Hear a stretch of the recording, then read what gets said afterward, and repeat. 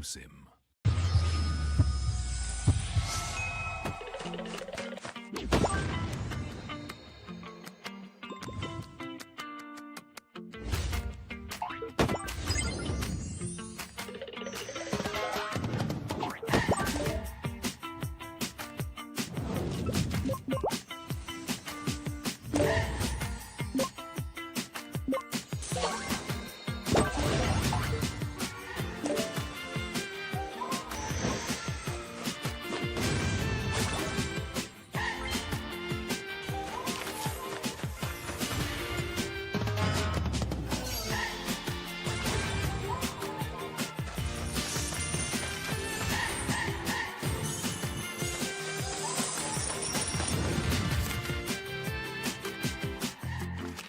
Get arrested.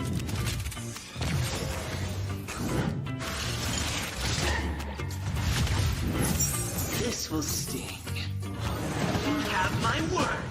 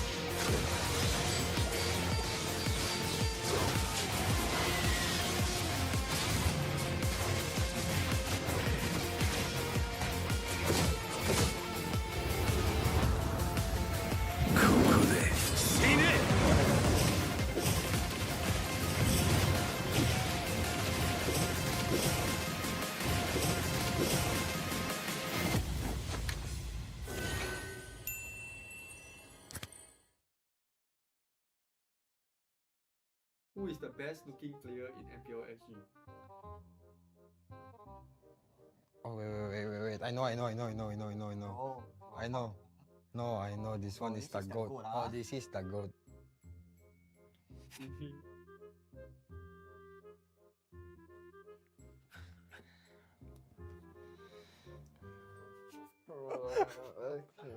You sure easiest or not? Easy or hard? Best looking player. This is the goat. This one handsome boy. Handsome boy. Ken from manga. I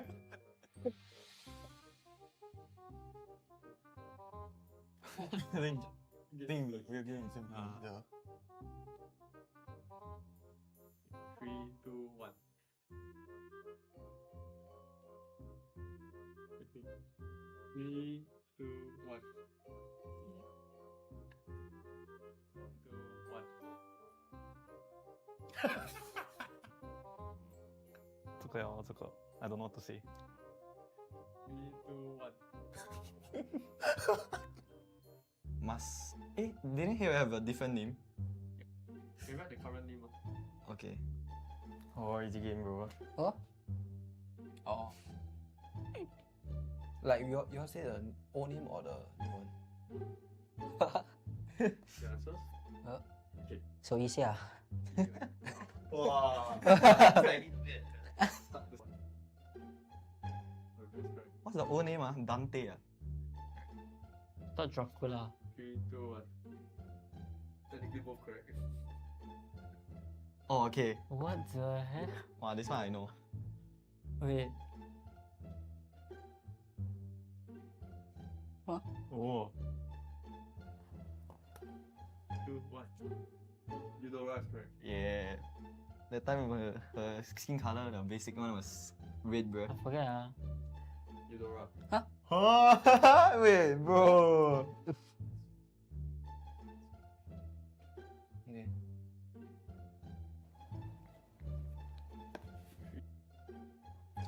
Tapi je kan exo.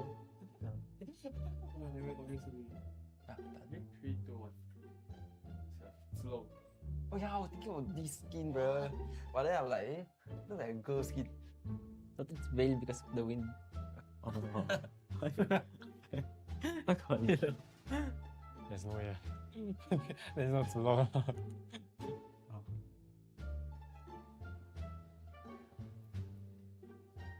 Yeah, mage. Oh wait. Oh, I know. Should be this one. I hate this hero, bro. I got my answer. Okay. Ah. Okay.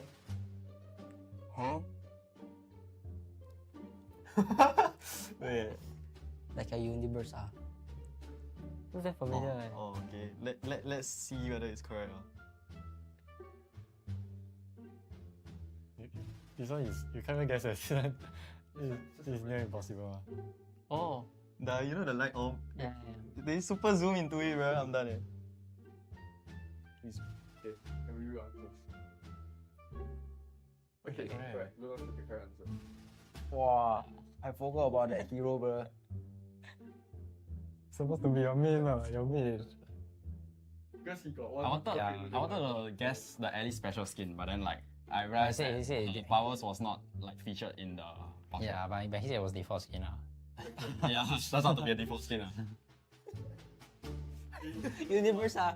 Do not say Ah.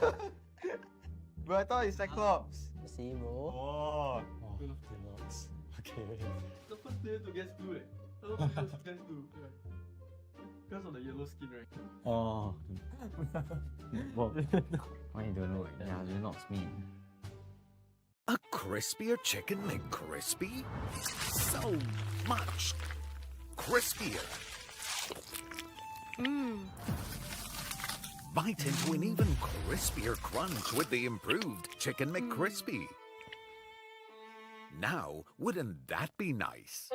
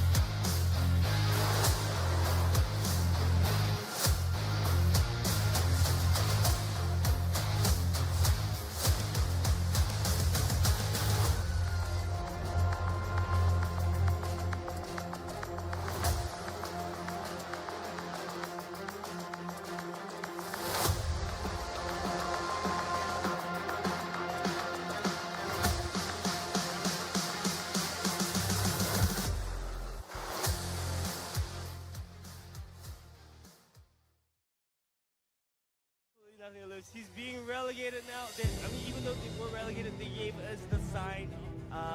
Yeah, now playoffs doesn't look really bright for the side of Homeboy Singapore. The trials have passed. The intensity, a constant hum in the air. Through grueling challenges, these teams have persevered with unwavering resolve.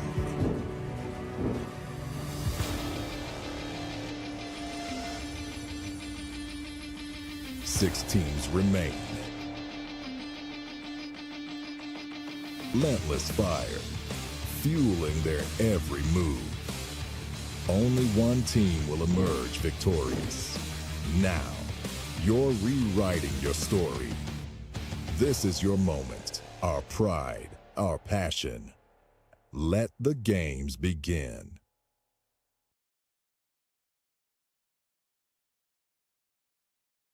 MPL SG Season 7 is brought to you by Moontan Games and Zenway Productions. Presenting partner, McDonald's. The road to glory has never been tastier with McDonald's. Catch all of the MPL SG Season 7 action and complete the experience with a crispier crunch with the new and improved Chicken McCrispy with Mac Delivery. Youth partner, Scape. Partner in Esports, OSIM. Level up your performance with OSIM's patented V-hand massage technology and ergonomic features designed with the player's comfort in mind.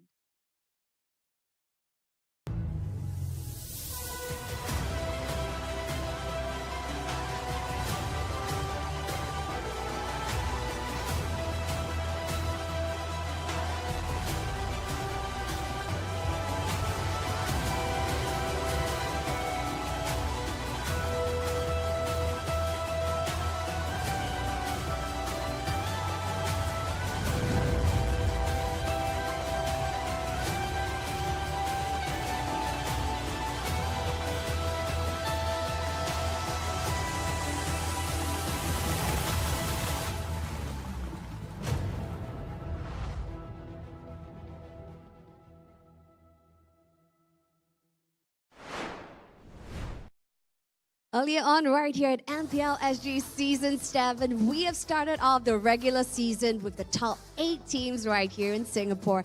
And now, the top 6 teams stand before us right here as we head on to the playoff season. So yes, ladies and gentlemen, my name is Cheryl Yao, and I'm so excited to be your host once more right here at MPL SG Season 7. Right now, we have reached the juncture of the playoff season, and it's just absolutely crazy. So who will emerge victorious? We will find out in a short span of 3 days. So let's take a look at the match schedule. So here you see the match schedules on your respective screens. Opening up the show, ladies and gentlemen, this is a match that you don't want to miss. This is the match where we see the All-Stars going up against the Rising Stars of NIP Flash going up against Asteris at 10 a.m. soon.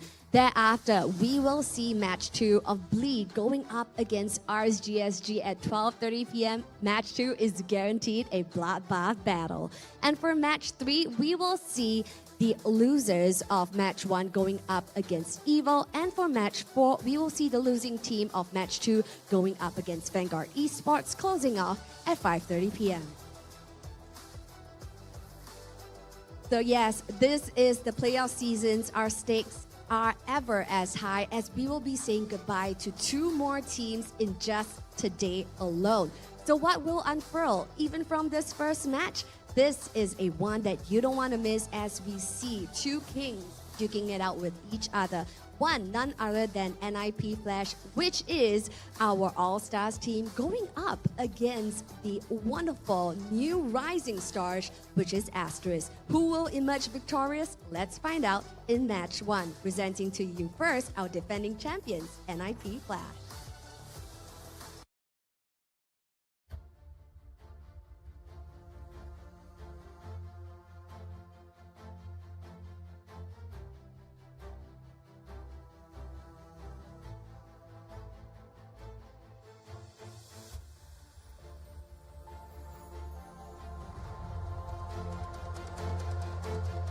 So yes, now our defending champions are smiling brightly here as they take on center stage in front of their battle stations. Right here with their brand new collaboration with NIP. NIP Flash is here to take the stage by storm. So next up, presenting to you our all-star rising stars, as we say, and this is Team Asteris.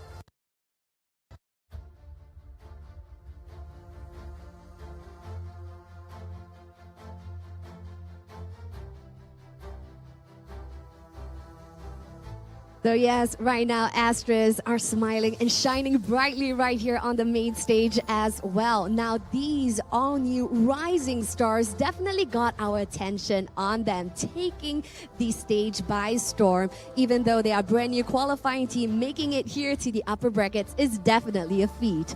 So right here for match 1, we will be expecting a wonderful match. So boys, head on over and fist bump your opponents for this match.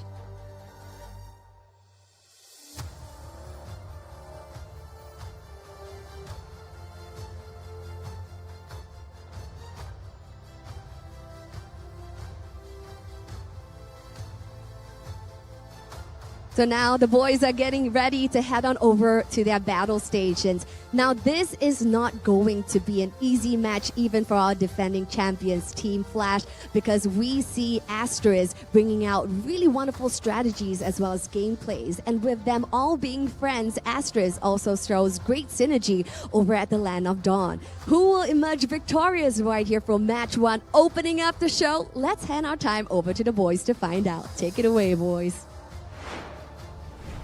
Thank you very much, Cheryl. And ladies and gentlemen, welcome to the playoffs for MPL Singapore. My name is Jace. Joining me right here is finally Abstract and also Qua. We'll be bringing you the first 2 series, and especially we're going to start this one strong. It's going to be NIP Flash going up against Asteris, the rising star going up against the star. How are you feeling today, Abstract? Well, of course, it is very early in the morning. We pretty much can expect, some of these players might be snoozing off a little bit, but, I won't be surprised. I'll just put it that way. I won't be too surprised. But, of course, eventually, we should be able to see some big plays from them, maybe by the second game in. Yeah, that's right. And don't forget, it is absolutely freezing right here in Scape. But of course, what's going to be very important is if you guys have the time and you're around in Singapore, in Orchard or Somerset, please head on down to Scape because we got to have this venue just lit up with flames, right? Definitely. It's going to be an exciting day full of great games. And yeah, it is a little bit chilly right now, but I'm pretty sure the heat of the games is going to warm us up really soon. Yeah, definitely. You can start to see, like, some of the Asteris boys, they're actually in their jackets right here. Mind you, when the games get more fiery, they're going to start taking off their... I was about to say, take off their jackets. And, take off their jerseys, I'm all in. But let's take a look at the NIP Flash lineup right here on your screen. Abstract, just give them a big introduction. Right off the start, we do have from the left to the right, we have Diablo that's going to be on the EXP lane, Hades onto the jungle, Katizi with the mid lane, Lolzy on the roam, and finally Vanix, or rather, Lord Vanix onto the gold lane. I'm very much expecting big stuff coming from NIP Flash, and especially with the collaboration from NIP, they actually do have quite a lot of expectations that they're going to uphold. Yeah, that's right. Let's take a look at the other side right here, right? We talk about the stars already. Let's talk about the rising stars. Qual, what do you see from this team? Rising stars indeed. So on Aster side, we have Bear on the EXP lane, JH on the jungle, Kiwi on the mid, FMM on the roam, as well as Chu on the gold lane. These guys have shown such immaculate teamwork when it came to the regular season. So I'm super excited to see what they're going to bring to the playoffs. Definitely, right? Don't forget, they really grinded so hard, right? In the start of the January. FMM texted me personally on, what kind of community tournaments that they're able to go for. And you can start to see all this hard work really pays off. Yep, understandably, right? When it comes down to qualifier teams, we have harped this over and over again. Right. This team, Asteris, is not a team that we thought, will be able to make it off the playoff, especially with this very punishing format. All these factors coming in is rather surprising that Asteris made it all the way here, but of course, it's all due to their efforts. Yep. Let's take a look at the stats coming out from Team NIP Flash, by the way. And don't forget, these are the stats that we've gathered for the regular season. But don't forget, during the regular season, Team Flash, they're not... I feel that whether they're serious about it, but this time around they have to pull up their pants. Yeah, they have pretty much been playing however that they want, right? Yeah. But, I mean, for now, we do have carry with the GPM of 796. We have definitely seen Vanix is probably second or third on the board. But of course, when it comes down to Diablo, one thing that I expected Diablo to do is to play a lot more meta heroes in this patch. And of course, with this new team, it makes sense for him to be able to clock onto a Yu Zhong with quite a lot of damage taken per death. Yep, let's take a look on the stats from the side of Asteris. Qua just take it over. You can see immediately while the scene changed, Chu and Vanix, they're looking at the same heroes. Exactly, the same heroes. Slightly different GPNs and KDAs though. I think slightly higher on the side of Chu. But, you know, I think the thing that we want to take note about the stats for Asteris is that they work together as a team. Yeah. Right? Strangely, we don't see the kill participation on Kiwis, but Kiwi is one of the main playmakers together with FMM on, well, all-day plays, right? They move around as a team in the map, making macro decisions, making macro plays, and that's how they won most of the games during the regular season. Do want to highlight Bear is also one of the main the bear trap, show, right? The Bear trap. Yep. You know, we do see him on the damage taken per death, 32k, really high. Shows how much of a attention he draws when it comes to team fights. Yeah, literally the bear trap, right? He is the one that traps most of the enemy teams together and then, you know, make things work. And if you notice, this is a team that, you know, practice really well. They really work together really well. You've seen them taking down RSG during the regular seasons as well. They are, well, the second Titan Slayers already. Now this is the upcoming Titan that they have to slay. And if I'm going to be a little bit delusional right here, right? If they take one game away from Team Flash, I'm seeing them in the grand finals. Oh, just wow. one game. That's the power. amount of momentum that they're going to gain, just taking down one, is just going to be instrumental. Honestly, I don't know what to expect coming from Asteris, but hearing from what you said there is pretty crazy. There we go. But, yep, okay. Hey, you're sharing the same sentiment, right? Yeah, look, I mean, 2-1, right? I don't think Asteris is gonna go down quietly. I don't think they're gonna roll over and play dead, right? They have action, they have the capabilities and the technical skills as well as the map plays, which we don't actually see from a lot of the other teams. So I do believe that Asteris will be able to take one game from Flash, but we also haven't seen what Flash can do at 100% capabilities yet. Yeah, exactly. Is this the 100% that we are seeing for Team Flash? Because don't forget, during the regular season, they're not giving out a lot of information. Maybe right? 30%. It's 40. So okay, 50. okay. So right now, if you take a look at the roster coming up from Team Flash, right? The only one that I can feel like it's a plug and play is Lozi or JPL. So do you prefer Team Flash on JPL or Team Flash with Lozi? Yes.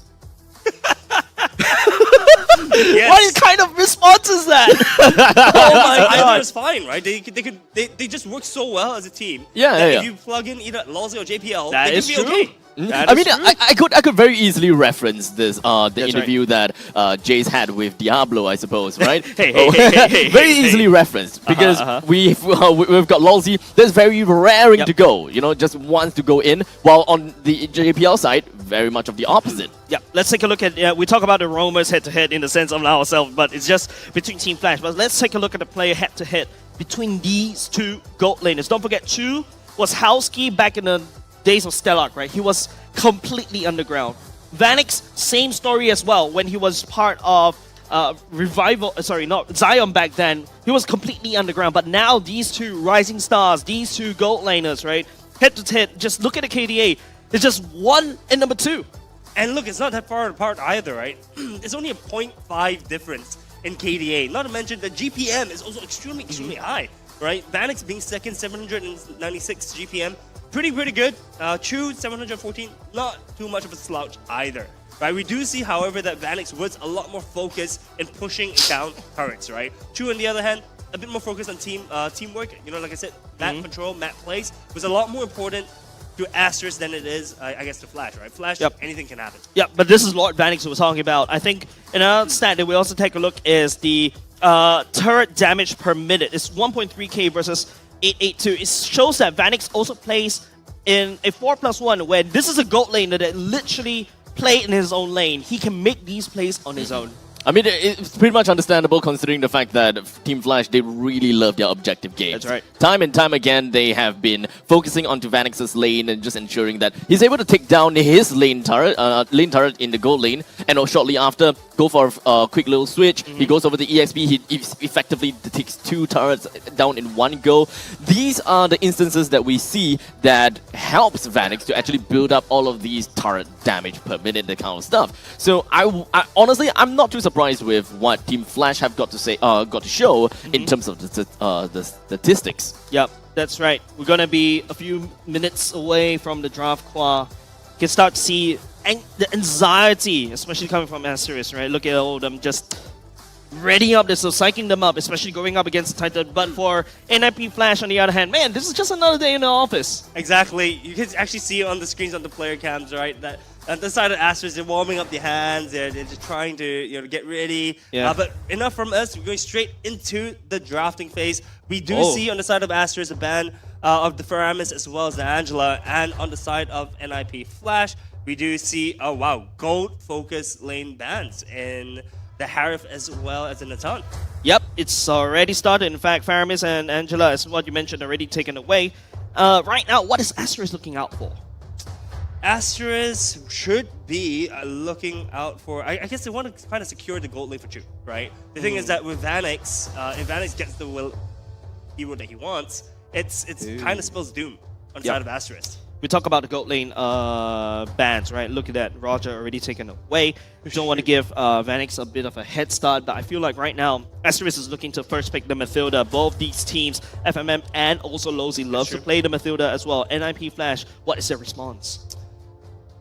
With the Loi. Yeah, I think Loi is a really good ban, right? Kiwi is a danger on that Loi. We see him moving around the map with the Loi. Loi being super, super mobile, as well as a really good initiator when it comes to, or a ganker when it comes to team fights, right? Yep. So they do not want to allow Asteris to play the map like they usually do. I wonder if we're going to see Chip. RL19 though. Yeah, I think there's also a comparison between you go for either the Chip or you go for the Mathilda. But right now, it just seems like Asteris, I think they're looking to deny Lozy's Mathilda, right? Because Adamir, the drafter right here coming out from NIP Flash, and that's so crazy about NIP Flash. The players themselves, the veterancy card coming in, they are able to just do a lot more things, and they're so flexible in this kind of lineup. It's just crazy coming out from NIP Flash. Yeah, it's just so many possibilities. We do see the Fredrin. Wow. Even though Fredrin, I think Fredrin is one of the most popular picks. No, not only just that. Yeah, it's not only just that. It's JH's best foot forward. It's basically his right leg stepping up and saying like, okay, I'm going to start this run strong. I'm going to forgo the Mathildas. I'm going to forgo like the prior picks. Right? I'm just going to go straight to Fredrin, making sure JH is comfortable in this first day. Yeah, I mean, we see JH, look, JH is synonymous with the name Fredrin, right? We see JH, we see Fredrin. Yep. Fredrin is one of the most popular picks going into, ever in MPL SG, right? Yep. So I think this is a smart pick. But on the other side of things, we see NIP Flash picking up the Minotaur as well as the Valentina. Yeah, Mathilda completely forgotten right now for both these two teams, looking to for something else. If you notice the NIP Flash going for Minotaur and Valentina, they're looking for this massive clashes, right? And with the Valentina prior pick by the side of NIP Flash, it's something that Curtizi likes to play, abusing the fact that he's so flexible, he's so versatile as a mid laner. Asteris right now has to be a little bit careful with what kind of ultimates they want to bring on board. Yeah, definitely. We do see the Chip prediction in the house. 100% win rate.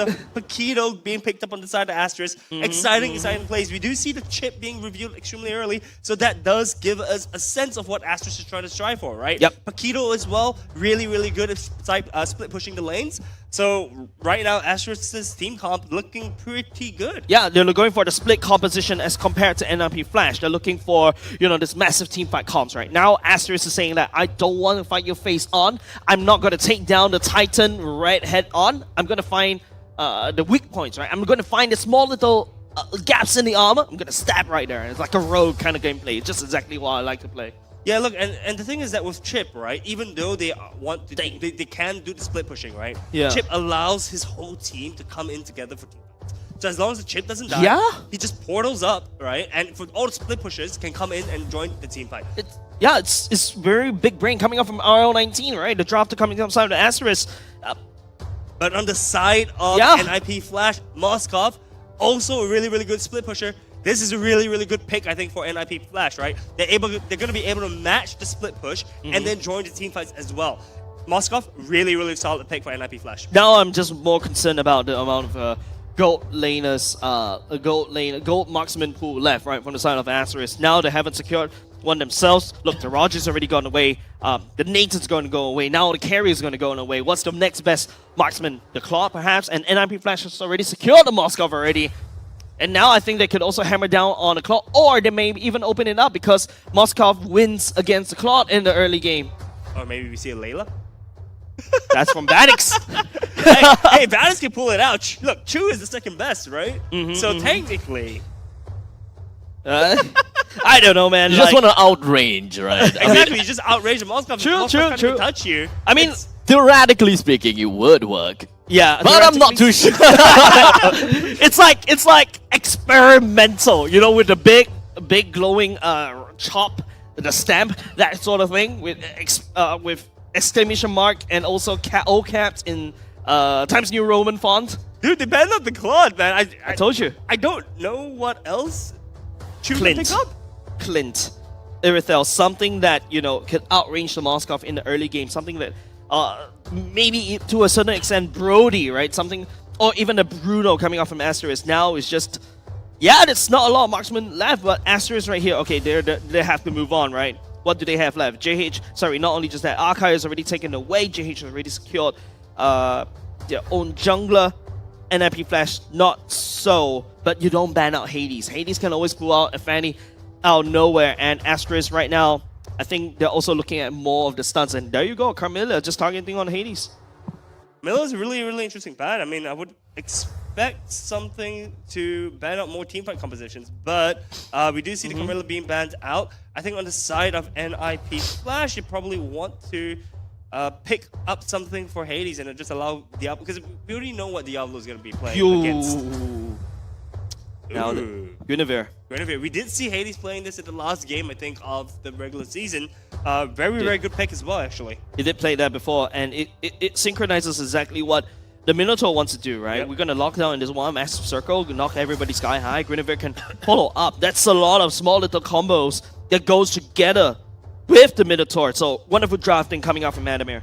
Beautiful drafting indeed. I mean, look, on the side of Asteris, they've got their mid laner as well as the gold laner to be picked, right? And honestly speaking, the pools are being pinched so tightly, I'm digging really deep into my knowledge in terms of what's left over. Yeah, you talk about how you're trying to dig deep, but it feels like Asteris right now, this is a kiddie pool, that kind of hero that I have to work with. Yeah, like I said, the next best thing, we talk about a kiddie pool, that's Kadita. Coming out from Asteris, that is going to be Kiwi. I think that's the first time he's playing Kadita. Kadita makes sense though, right? Kadita in this lineup makes sense. Burst. Mobility. Right? Get out. You want to get rid of the Moskov as soon as he enters the battlefield. You want to get rid of the Guinevere before she can actually do the combination, before she can do her combo together with Minotaur. But look, honestly, on the side of NIP Flash, Valentina's ultimate selection is not. She doesn't have many good ultis to steal. Now I'm looking at Diablo right here, the EXP lane from the side of NIP like Flash. the Yuzhong here. Yuzhong, yeah, I was going to say Yuzhong makes sense. Marsha! Oh. Whoa, yeah, this is of a new flavor that's coming in from the side of and other tournaments that I've been watching internationally, right? Marsha coming in, looking for the burst onto the Bruno. I just sacrificed myself over to Bruno. Just remove the damage dealer from the side of Asteris. All of a sudden, you don't really have that consistent DPS already. Asteris going for more of a burst composition, a split burst composition, whereas NIP Flash, I want to clash you. I want to force position, a split burst composition, whereas NIP Flash, I want to clash you. I want to force this 5v5, and you know that you're not going to be able to win it, especially up against a Titan like NIP Flash.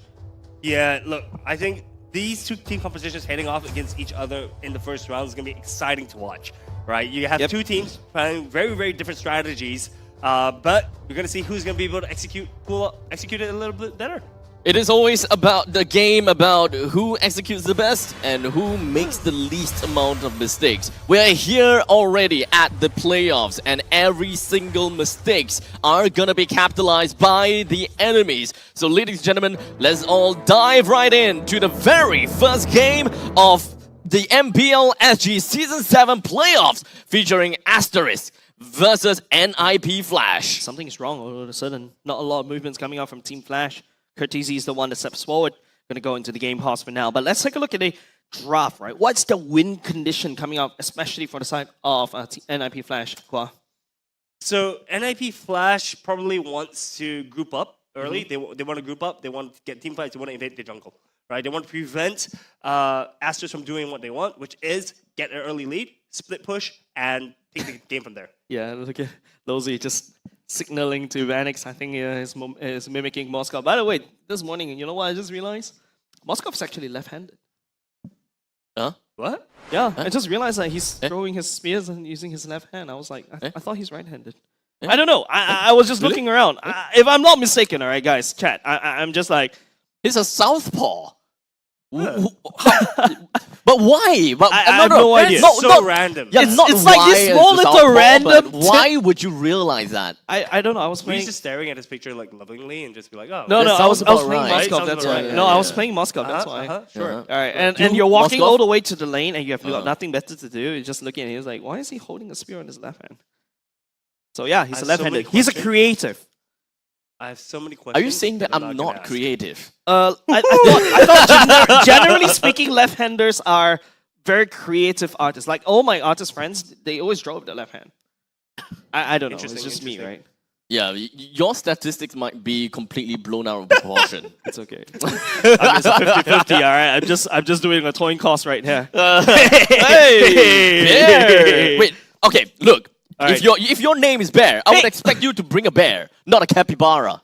That's a bear, no? It's a bear, no? Is a bear? That's Yeah, a that's a bear, bear. dude. That looks like a capybara. No, that's his He's bear. had that all That's season. a bear, right? That's his emotional support bear. Ah, By the way, his merchandise going up soon for sale on the side of Asteris. So if you want to support this team, go buy the bear. Perfect. Perfect. Nice. And they have a turtle? They got a turtle. Oh, they got a wait. bear. Do they have like a... Dude, they're bringing the whole animal kingdom on stage. What are we looking at? Noah's Ark? They should change the team name for next season, hey? The Ark. Noah's Ark. But I think we have digressed enough. We do. Yeah, because, okay, to be fair, right now, the main thing is we're looking at a very different kind of composition coming from both NIP Flash as well as Asteris. I actually really want to really dive in a lot deeper in. Let's to go. really kind of break things down and really understand what exactly are the flaws of each team and what are their main win condition. Because for NIP Flash, right, we have seen a couple of interviews before. Hades himself say that they would want to make Diablo one of the win conditions. And in this case, Of course, Diablo's the win condition. hey, you never know. Hades himself is a win condition as well. But in this case, you know, Hades is playing as the Guinevere, and in this case, Diablo is playing in the Masher. We don't really see him playing in the Masher that much, but what does Masher come to contribute in this battle? Masha can insta-gip one target. Right? Insta-kill one target, right? I Literally- trade myself for one target. And no, the thing is that sometimes she doesn't even die. Right? She instantly bursts one, Stays in probably lane. the gold laner, and she can potentially stay alive. Right? She's very much useful as... She's a tank, but she's also an assassin. Yeah. Right, Like 3 so- easy thunderclaps. Just Yep. without a problem. But right now, in this current patch, Masha's mostly built like your Blade Like a Saber, just like mostly a Natalia, damage, right? No, mostly Blade of damage, just Hephaestus, pure Blade of damage Roar. build. Yeah, Blade of Hephaestus is core item. You go in BOD right off if you're feeling good. If you're feeling bad, you go for Malefic Roar. Yeah, so it all boils down to choose positioning. I said Bruno. I almost called him Holsky. Yeah. The problem I feel is that there is a lot of threats coming from the side of Chu. Chu is definitely going to have a really tough game, right? Yeah. Quite literally everyone from the side of Team Flash is capable of jumping over to the back lines, right? That's right. Of course, when it comes down to Minotaur, we know that that's possible. Valentina, Guinevere, Masha, they all have their ways to close up the gaps. With Moskov being the only difference where you gotta have to land your spear. But I don't think that, of course, Moskov's main priority is gonna be Chu. There's still many other things that he gotta look out for. Primarily the Kadita as well as the Paquito, which I believe that Minotaur himself is a pretty good answer to Paquito, while for Kadita, that bushwhack position is usually what we want to be really... We would really want to look out for Vanix. Yeah, and I'm looking at the roster right here, Kwa, right? Like, the enabler for the side of Moscow to be able to land on the Spear of Destruction. You're looking at Minotaur. You're looking at Guinevere. That's like 3 seconds. You're in the air for 3 seconds, right? Yep. And that's basically game-breaking for you. It is, but the question is, will they be able to secure... I mean, look, positioning-wise is going to be super key in this team fight, right? From the side of Asteris, if they manage to position well, if they don't group up as 5, it's going to be really hard, right, for the side of NIP Flash to pick. Hey, sorry, I'm just distracted by Diablo all the time. Yeah, no, but it's going to be really hard for NIP Flash to pick and engage on some of these team fights, right? Because on the side of Asteris, they can choose to disengage or not group up as 5. Yep. And just win the game from there. Yeah, and there's also, here comes the flexibility from the side of NIP Flash, right? Minotaur, yes, we talk about him as more of a clash comp, but he can be a pick-off comp, right? Like, you could just force a knock-up onto one person, hey, that becomes a pick-off.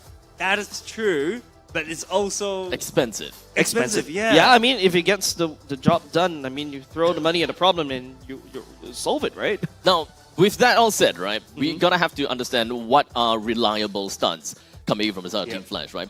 Understandably, for Minotaur's stun and knockups is a lot easier to land. It would be a huge AoE, that kind of stuff, and of course, low cooldown. Valentina's stun, or rather Terrify, is not necessarily what I will call reliable. You're gonna have to land your skill 1 twice. As for Guinevere, even more unreliable, because you're gonna have to land your Violet Requiem, and in most cases, even if you don't land, at least you have a Minotaur to help you. I feel like Guinevere is that icing on the cake, right? The cake being Lozy and Hades being the icing. Wait, that sounds wrong. But the point being is that you follow up with the Minotaur knockup, right? And then after that, Guinevere could just follow up with a ultimate, right? As long as you're air knockup, she could just abuse that with the ultimate. I think that's something that, you know, Team Flash is looking to combo, but that relies on getting the communication right. That means that Lozy needs to, you know, get Hades' attention, hey, watch me, and then engage, right? But this is something that we expect from a team like NIP Flash. Yeah, I don't think communication is going to be an issue on the side of NIP Flash. I think NIP Flash, teamwork is definitely going to be perfectly fine for the two of them. But guys, I have a question. Right? In terms of team compositions, which is easier to execute? Personally, I would say that Asteris' lineup is a lot easier to execute. Really? Yeah, I was going to say that actually. Really? Am I the only one that says Team Flash? Very simply, right? Okay. Because when we are looking at Team Flash, I talked about reliable stunts. The moment that Guinevere misses the Violet Requiem, then you gotta have to really be on the ball to look out for the Minoan's Fury to really land in order for your Violet Requiem. Sorry, Magical Thumb. Let me swap that. the moment You're the Guinevere miss player, your come on. Magical Thumb, right? You're gonna have to time your Violet Requiem at the right timing, and there's really not much that you can do. You have to wait for Minotaur. That means there's a lot of trust between your team, and of course, you gotta have to play on timing. While for Asteris, it's kind of like a all for themselves kind of lineup. Frederick can just go all in and just be as bold as possible as the tanky guy, the taunt guy, the crowd control guy. There's so many things that you can do. Paquito, he knows what he needs to do. Bruno, he knows what he needs to do. Kadita, just go in and burst. It's very individualistic kind of lineup. All right, nice stats right here. We get to see Chip on the Purifier as well. I think that's also going to be very important, bringing the Goon Squad together, like what Gideon likes to say. But ladies and gentlemen, going back into game, NIP Flash going up against Asteris in the blue, and NIP Flash in the red. Rising Star going up against Star this time around. Yeah, so we see Cortese being really low right now. They've got a significant amount of chip damage on the side of Asteris to NIP Flash. Having to do an early recall right here should actually be benefiting Kiwi. Yep. Chip in the early game does have a lot of damage as well because of the pokes. And Kiwi, if you land the knockup really well, man, that's a lot of damage. Early game, as a Valentina, you don't really have much good clear. Even if you have to clear, it's going to be very expensive mana-wise, right? And oh, look at FMM, just looking for the next victim for the side of NIP Flash. All the way onto the top lane, they are just going to be putting themselves onto Vanix, but it's not too big of a deal for Vanix. In fact, he will be very happy to continue the fight if he really had to. Hades joined into the action, didn't really quite land the Magical Thumb, but at least he do have spatial migration to get himself closer to Chu. And of course, with all the stacks build up, the Violet Requiem finishes him off. Man, I thought Chu was able to get out there, but he's already burned the Purify. And with the damage coming out from 80s in the early game, man, there's a lot of numbers on the stats coming out from Guinevere, but now Asteris looking at the bottom lane. Diablo, still level 3, doesn't have the power spike yet. Yeah, look, I think Asteris is trying to do some small crossplay, right? They get punished at the top lane, they try to go down to the gold lane, to the EXP lane to try and get something from there, but Masha, 3 HP bars to go through. I think she's going to be perfectly fine. Yeah, and you don't mess with Diablo at level 4, right? The 3 thunderclaps or 2 thunderclaps, and not only just that, Baron only just already hit level 4, and Asteris is in a better position going into the turtle, because don't forget Hades, I think he should be ticking to level 5 very soon. FMM jumping in. It doesn't seem like they will be able to do quite much to Lozzy as well as Katisi for now, but the main thing is NIP Flash has already be congregating themselves right down onto FMM, and of course the shortcut being popped right up, but it doesn't seem like they will be able to come in to help JH for now. But of course, we have the Valor Requiem just going to be knocking JH as well as Bear up, but unfortunately through all of that, Diablo still managed to find the thunderclap, clapping down onto JH, bringing him down effectively. With the jungler down, NIP Flash have got a free turtle. Mechanical coming off from NIP Flash in the first turtle, right? Like I said, the bonus EXP that Hades has secured for himself in the top, getting a Guinevere to snowball, you get Courtesy to snowball. Man, Asteris is just using FMM, throw bodies right here, try to buy time for JH to secure the turtle. That did not work.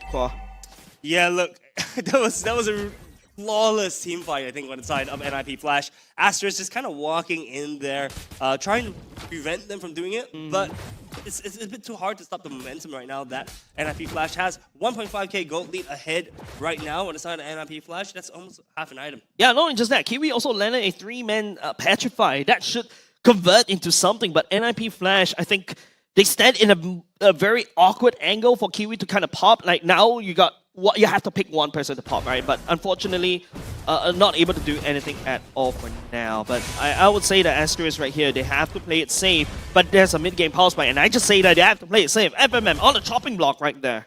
Yeah, I think they are choosing the right person to target down, right? They know FMM right now not doing too hot. He's really behind in EXP, I feel. Yep. And as we see the runes right now.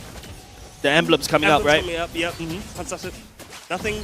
Yeah, I'm surprised. Okay. Chip on Concussive Blast. Yeah, so that you get massive clear in the mid lane, and that's why they have a lot of good trade in the mid lane earlier just now. Yeah, I mean, when it comes down to trade, it really boils down to pushing people back in and recall, right? But all in all, Asteris, they managed to clear the lanes in the middle lane pretty fast. They have lane priority, but up until now, I don't really see any of the use of the mid lane priority. They haven't really applied any form of pressure in the top lane or the bottom lane. Even when it comes down to river control, we're not exactly seeing that at all. Yeah, FMM just teleported himself down to the bottom lane, and there's a lot of fights happening at the bottom side, but it's going to be Kiwi picking up Hades though. Immediately going down, we do have Katisi that's hoping that he'll be able to get himself with the Khadita's ultimate to do some good damage, but unfortunately wasn't able to do quite much. Lossie all the way in the front lines, taking the full brunt of the damage, in fact, taking all of the ultimate from JH as well, with a 2-4-0 trade. That's not exactly good for NIP Flash at all. Yeah, and this should put Asteris back onto the map in terms of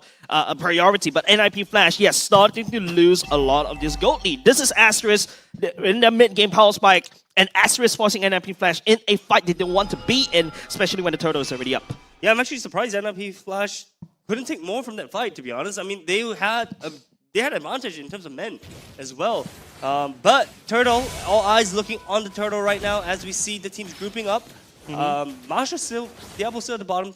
Paquito going down to match that. But we see a slight turtle dance starting to happen. JH initiating on the turtle. Yep, and right now Hades just, equal in terms of levels as compared to JH, right? Curtisi is standing forward right there. He knows the limits of this Valentina. You can see how comfortable he is on this Valentina. And now the turtle's already quarter HP. Is going to get resetted. Lossie is hiding in the pixel brush right into set up. FMM coming for the flank on the conceal. And it doesn't seem like they have enough damage at all. But take a look at the amount of damage that's going to be popping down on the Lossie without a Minoan's Fury. It doesn't seem like NIP Flash will be able to take this fight at all. NIP Flash made their way backwards with JH continuing onto his pursuit onto Hades. This 1v1 assault, how is that gonna end up like? But Kadita seems like he's gonna be slowly on his way over. In the meantime, FMM finds himself being choked out down in the bottom side, with Bear hoping that he will be able to take Vanix down throughout all of that menace and chaos. Oh, one spear of destruction lands right in between the eyes of Bear, takes him down, but I don't know whether this is worth it for NIP Flash. They're just trading, right, for kills,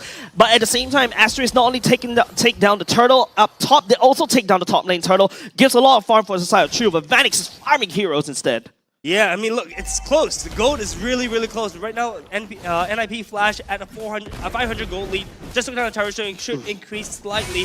1k, but it's looking pretty good for the side of Asteris. Oh, FMM was hoping that he'll be able to make it into the brushes, but of course, to give a quick little shortcut, he brings Kiwi as well, JH back all in. But with the Minoan's Fury only landing on the one, but Bear joins in, and he actually got hit by the Violet Requiem, but they are actually surviving still pretty darn well. Hades, quickly, with the spatial migration backwards, they did manage to come up still all alive with 2 kills to their name. And only just that, Vanix lands the Spear of Destruction Shoe. Doesn't really have the mana. He doesn't really have the mana to dash away. He's taking a lot of punishment right here. Diablo's going to chase. But JH, you can start to see Asteris starting to fall apart just a little bit. But hold on a second. He doesn't really have any health bars left, as we do have this Kiwi comes in from the back. And of course, with the Appraisal's Wrath, that finishes off the deal. FMM is that baseball that Asteris is throwing against NIP Flash and hoping that it hurts. But you know, it's a baseball, right? It's made of cloth. Hey, baseballs, have you ever gotten hit by a baseball? Dude, don't think not yet.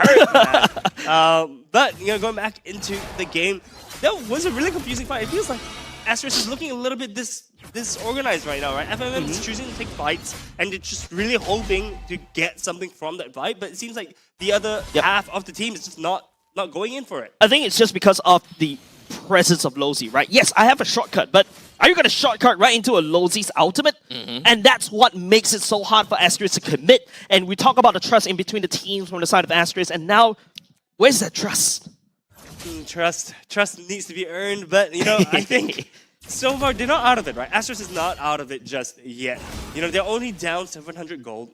They have been actually taking the lead in terms of taking these objectives, but we see NIP Flash, 4-man on the Lord, JH and Kadita, those are the only 2 people that are nearby the Lord, right? We do see Bear at the top as well, but in terms of collapsing, it's looking a little bit tight. Sorry, I started laughing quite and abstract. I was thinking, like, this is like everybody from the side of NIP Flash is just looking at JH, just dancing around right there. It's like, you know, they're about to pounce on JH, right? And they're just looking at it like, super judgy right there. I can feel it judgmental all the way to the caster desk. Absolutely just wasting their time, right? It is. For the side of Asteris, they are just wasting the time of NIP Flash because they know and they saw that there's no one around the map. They have 0 information and it's very likely going to be hardened around the Lord. While in the meantime, they just send you go down to the bottom lane. Just do what you want. They're not going to come here. Yeah, and don't forget FMM can take the shortcut to reinforce all the way up top. If you take a look at Curtisi's brush right there, that's basically just to make sure that FMM doesn't go there.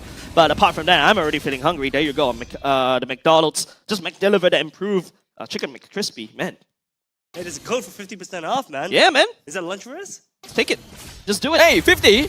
Yeah, key in that code. CMCXMLBB. Hey. That's actually pretty easy to remember as well. Yeah. Chicken McCrispy. Yeah, and of course, you know, NIP Flash, just looking at GH like it's a McCrispy itself. We're looking at this Lord fight for the past 1 minute, and yeah, it's making me a little bit hungry.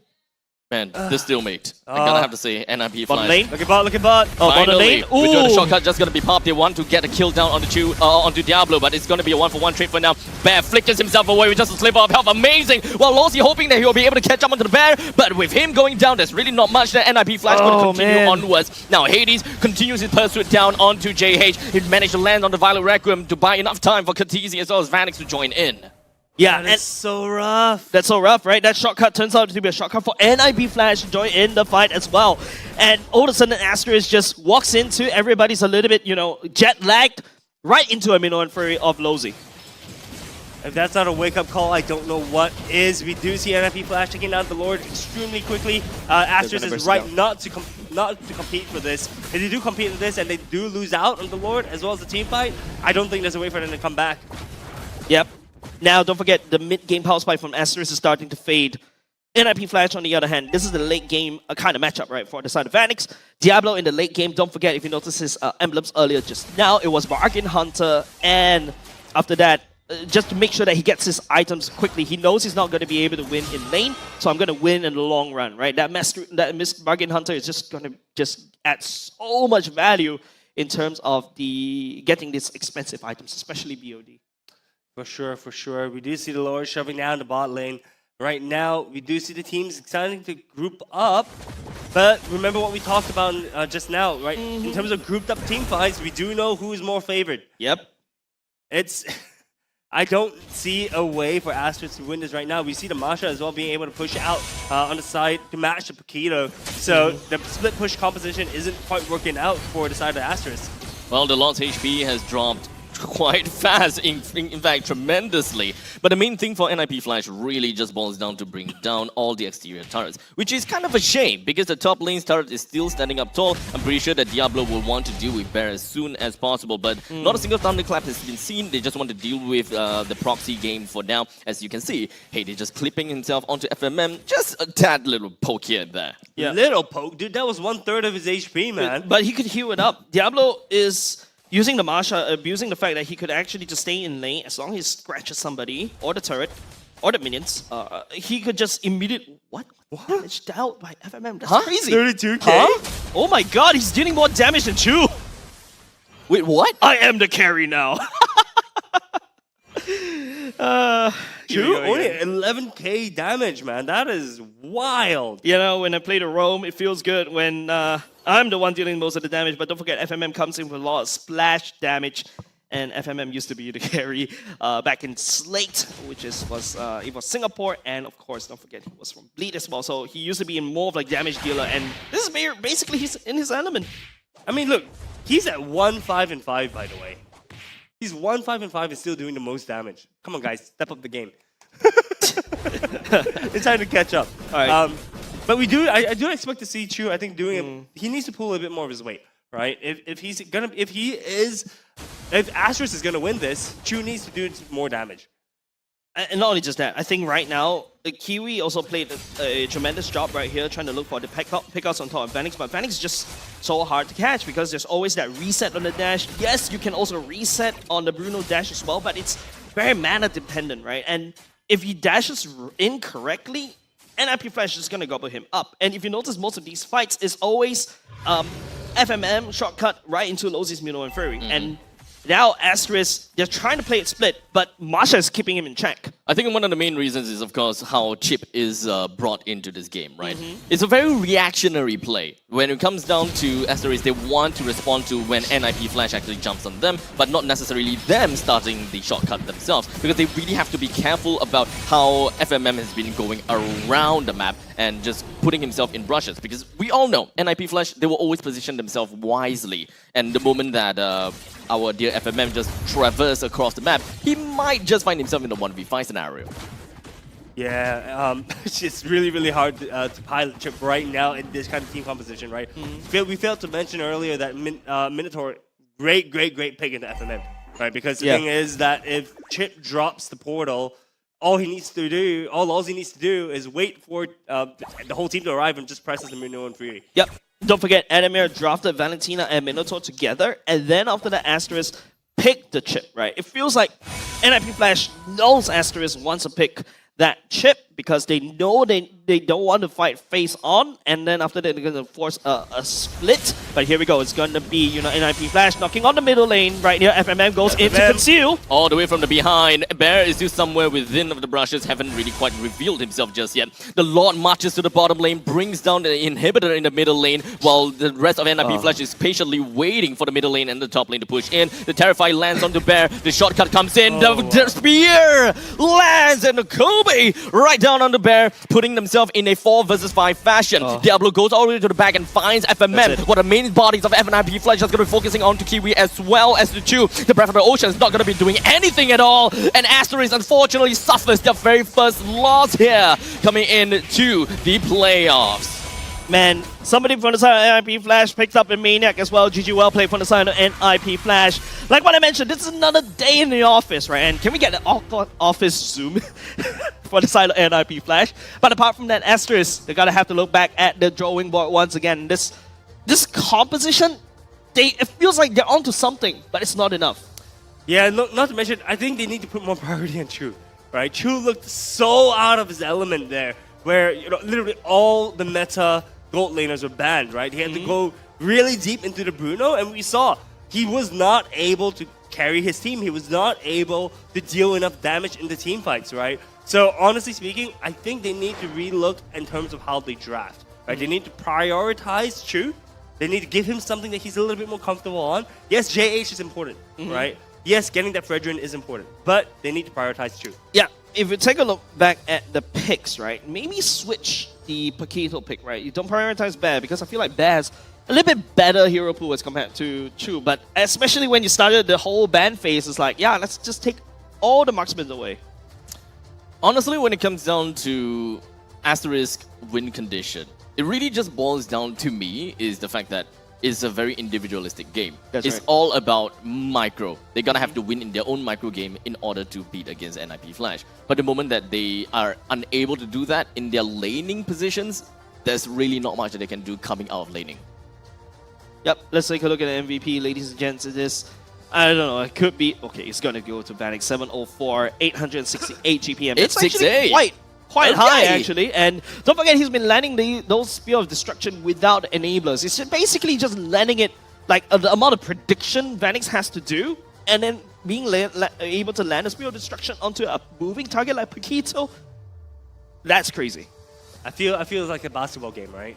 He's throwing a three-point shot. Kobe, boop, score, and he gets a kill from that. But we do see, if we just take a quick look in terms of his items, pretty standard stuff. Malefic Rob, Wind of Nature, and the trio, the Holy Trinity, right? Yep. Pretty standard stuff. We do see his emblems though. Interesting choice. Yep, the common emblem so that he could just spam mana. He spam his dashes willy-nilly. That's basically what most of the Moscovs are doing. Oh, he picked Thrill as well. Yeah, of course. Okay. More damage in the early game to I'm trade. expecting penetration. Nah, He's gonna rapture it. More damage. More early More game damage. More emotional. I mean, more early game damage, right? More damage, more You better. add on the Master Assassin, you're basically winning lane, and that's probably why the Moskov is just so prior right now in this current meta, right? The flexibility that the Moskov was able to do, you could just split push after that and join the fight. It has a global ultimate as long as you land a spear. And if everyone lines up, big damage as well, man. Big damage. Mm-hmm. Wow. I gotta have to say that Asteris, like I said, they're probably still snoozing. So the first game doesn't matter. Yeah, we're someone looking for the McEllibrate 2-1, right? The That's both of true, you that's is looking true. for the 2-1. Looking for the This is 2-1. their wake-up call, right? Because the moment that they lose this bracket, they're gonna have to face another giant, right? We have seen, I believe that they're going against Vanguard, was it? Evil. Yeah, they're Difficult. going up against Evil. Difficult. Yeah, so anyways, let's take a look at the MVP highlights presented by McDonald's, of course. Man, the more I talk about McDonald's, the more hungry I'm getting, but it's okay because there's another store just right beside us as well. But if you take a look, this basically shortcut is basically a boon and a bane for the side of Asteris, right? Yes, Asteris will be able to take the shortcut. Don't forget, NIP Flash was basically using it to join the fights. Yeah, look, shortcut can be used by both teams, right? So you have to keep in mind that Chit ultimate really, really good, but really good for your team, for the enemy side team as well. too. Yeah, exactly. So we see these team fights happening non-stop, right? This is what I think on the side of NIP Flash wanted to get, right? They wanted to take these team fights. We see right here, they managed to take one, but it suddenly became from 1 to 0. It suddenly became what, a 2, I think, to 1. From all these highlights, it's pretty fair to say that with a lineup like Asteris, which has very bursty potential, they're actually just not bursting enemies enough. It doesn't seem like they have the right call as to who they want to burst. The damage is actually very split up amongst all the other players, which kind of destroys the magic of this composition that they have. Kadita, so bursty. Paquito, so bursty. But yet, in so many instances, Vanix just kind of casually just walks away. Yeah, because I feel like they're not picking the right targets, like what you mentioned, right? Yeah. They're just They're not giving, calling it. They're giving equal amount of opportunities for NIP Flash to take the damage, especially when you're bursty. That's not exactly what you want to do. I think, guys, they just weren't able to reach their targets. If you looked at all the team fights, right, they had to deal with the Minotaur in their face, man. Yeah, the fair, second they tried fair. to walk forward, the Minotaur just smashes the ground and be like, bye-bye. Yeah, that's why you see Lozy doing that, right? That you can start to see Lozy working together with Vanix. And you remember during the regular season, right, when Mathilda and Layla, you can start to see this romance being formed between Lozy and Vanix. Oh, intimate. That's the kind of thing that I want. But you know what else is intimate? Well, the entire lineup of NIP Flash that pretty much have got all of their items now. Of course, that means that they are in a very healthy relationship. Yeah, 10k gold lead, right? Especially within 15 minutes. And something also I want to point out for the side of Vanix, if you notice, no defensive item. Brother was so confident that in Lozy. Nature. Kinda. It gives attack speed, so that's why. That's true. It's a good item for the side of Vanix. But I was going to say, right, so I think the gold lead, we really saw the gold lead explode after the mid-game, right? So the mid-game, it was really, really close. Asteris was really, really close for almost the entire duration of the game. We did see them actually match, I think, items as well as gold all the way until, I think, the first Lord fight. And once the first Lord fight happened, they just weren't able to recover from there. We see the items on both sides, right? We see Asteris not being able to complete the 6 item power spikes, but NIP Flash, very, very confident, completely filled. Another thing also like to point out, Diablo, right, going for this Great Dragon Spear as well. Once you get land the Thunderclap, boom, you got a massive bursting speed, and you just zoom and room around the enemy team, right? But apart from that, if you notice from the side of Kiwi, yeah, he has the Divine Glaive, but if you take a look from the side of NIP Flash, they don't care about Kiwi, right? Look at Kiwi's items. Should be able to burst anybody from the side of NIP Flash easily. There's only one Athena shield on the Hades and a single robe onto Lolzy. Everyone else doesn't really care about the magical onto the magic damage. In fact, the Divine Glaive kind of looks pretty early. Okay, I'm not too sure about the, you know, the order of things, but I would assume that the Divine Glaive is second item, right? Yeah, definitely. So having the Divine Glaive on the second item seems awkwardly early for me, especially since your as a Kadita, your main idea to kill is not Lolzy nor Hades, but really boils down to Phoenix or Cortese, right? Yeah. Those two are your main damage dealer, your main targets. It's the same thing as I would like to say for all the mage and the marksman gold laners out there. If you are ahead, you build the BOD. If you're behind, you build the Malefic Roar. Same as mages, right? If you're ahead, go ahead and hold the crystal. You want to tap onto that momentum, but if you're behind, yeah, you go for the divine. That's also a point in time you're gonna have to consider EXP. The moment that your target's EXP is way higher than yours, and you gotta have to decide what item you want to go for. You gotta have to go for penetration because of the natural growth of defense stats that you get per level. And when it comes down to BOD, it just doesn't supplement what you need as compared to what the Malefic Roar gives you. But I like green blades. You like what? I like green blades. Wait, don't forget I'm a Leslie player. Right? I like That's to build. true. If you give me the opportunity, I'll build 6 BODs. That is very, very true. But moving on, let's don't enable him. Yes. I didn't enable him. I just said, you said it's true. Don't enable him. Two is enough. Acknowledge and then move on. Fair. There we go. Fair. So going into the game. I want some stats. attention. Give me some attention. Okay, jokes aside, but look at the damage dealt for both these two teams. Actually quite equal. That's actually kind of surprising because NIP Flash is just able to just win and get more kills. And I think it's what Abstract was just talking about, right? Yes, Asteris outputting damage, but not at the right targets. Yeah, like I said, they weren't able to reach their targets. We see them being able to deal damage, just not on the right people. Unfortunately, I mean, that's really, really, really good for the side of Lolzy, right? Lolzy played, I think, the game immaculately. He just kind of stood there, waited for the team, and waited for the team to come to him, and then chooses to use the Minoan Fury at the right time, right? I think on the side of Asteris, though, 33% of team kill participation out of 6 kills. That's not really, really high. It's a very difficult game for Bruno, right? It's like you gotta have to close the gap, but if you close the gap, there's a big cow just waiting to knock you up. Slamming the ground, yeah. Yeah, and it feels like NIP Flash, just a very defensive one, right? If you notice most of these team fights coming out from Asteris and NIP Flash, it's just Asteris forcing the fight they're not ready for, and then they get knocked up in the air. Right. Now that you say that, right? The moment that now I kind of have like this very controversial take, right? Is that Asteris should never play chip. Because I feel that Asteris should never play chip. Because I feel that the moment that they pick chip, they completely throw their macro away. They believe like, okay, if we want to set up for a battle, we do have a shortcut that will bring us there. We don't really need to set up ourselves in this very specific bush. We need to go here, go there. But in the meantime, we're looking at a Kadita, a bushwhack position kind of mage. You gotta have to stay in brushes and catch people completely off guard. In the meantime, you also have Paquito, which we saw Bear trying to hide inside of the brushes, but we only seem to see that for maybe a few times. So I feel like there wasn't really much preparation for battles coming in for the side of Asteris, and they've mostly been reacting based on FMM. Like, here's a shortcut, I got hit in a, I got thrown into a fight, I did you guys. And everyone just like, okay, boom. Yeah, that's true. And don't forget, it's always when, remember we talk about the win condition, right? For the side of Asteris is that they have to split, they cannot handshake these team fights together with NIP Flash. This is a passive 5v5 comp. But it feels like that the ultimate of chip just brings everybody together, and all of a sudden we're a team fight comp, right? But you're going up against a Minotaur, so that's right. Back to what Quan was talking about. It's all the Minotaur. It's all in the Minotaur, right? Yep. And like I said before, I think all these problems would be fixed in the draft, right? But I think enough to hear from us. Let's hear from our analyst, Mr. Kin. Take it away.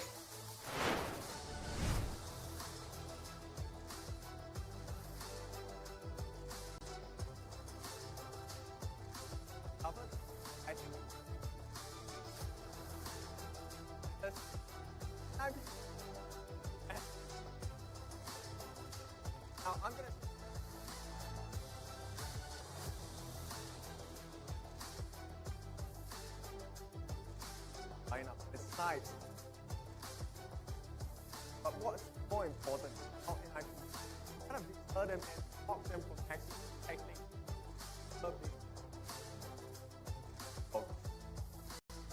right? And as we go on, let's take a look at what's going to happen here. So one of the few things you're going to notice is that because Barret and FMM are quite far off the map itself, it is going to be a problem because at the bottom tier 3, that's going to be taken for free. Nobody's going to be able to spend the base at this point. And what's going to happen next is the big shocker here.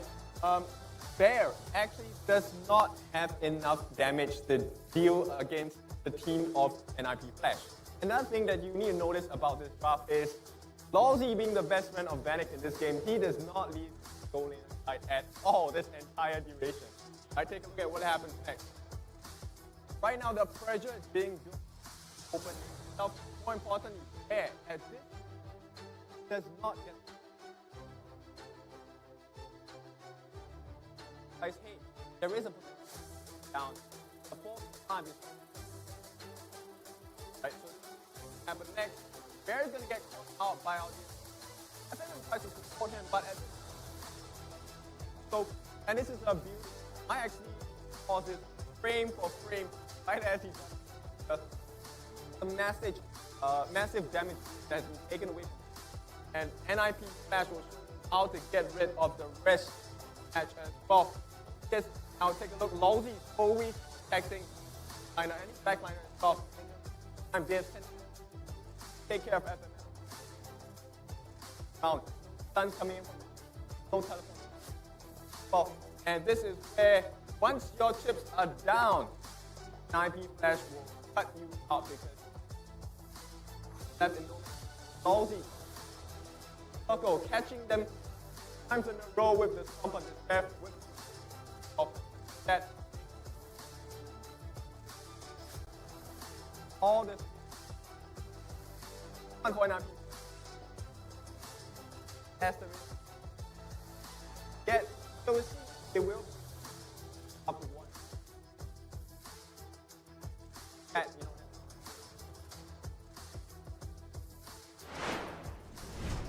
Thank you very much, Kin. And man, spot on. And yeah, I'm just listening to Kin. It just makes me Don't get that. Don't get that. It's my imaginary clock says it's 11. What time is it? 10:48.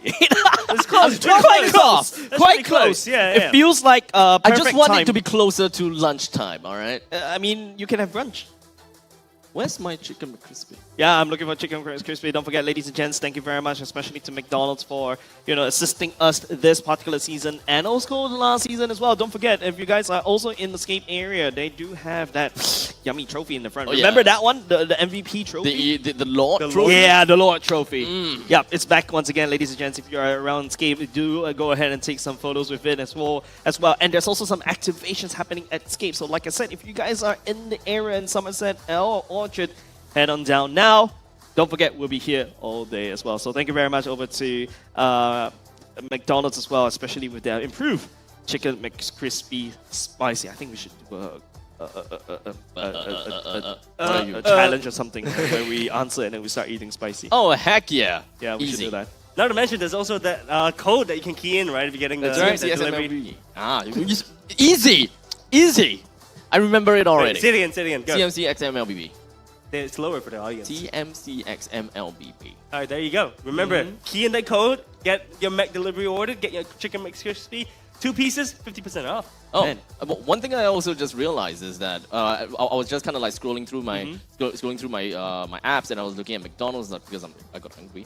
In the middle of the Oh night. man, just look at the TV right now. In the middle of the night, and I was like, "Hey, a Happy Place! They have like this new game on their their mobile app, so you can actually get some deals just from playing the game for a little bit. It's kind of like like a open world concept game. Open world Yeah, game? it's like an McDonald's open app? world game. Yeah, you can kind of see other avatars as well during that point in time. So you can go in and see certain portals. I see. You go into the portal, you do a challenge, you do that challenge already, and then you get a deal, or you get some dollars off or something free, whatsoever. Speaking of deals.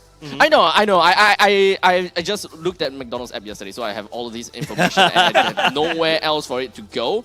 Did you know that with all the points that you have racked up in your McDonald's app, which I'm pretty sure that you have quite a bit and you didn't really quite use it, you can actually take $4.50 off your delivery? I like the fact that he's just like, he is the #1 McDonald's fan. Oh my god. He is the McDonald's ad-lib.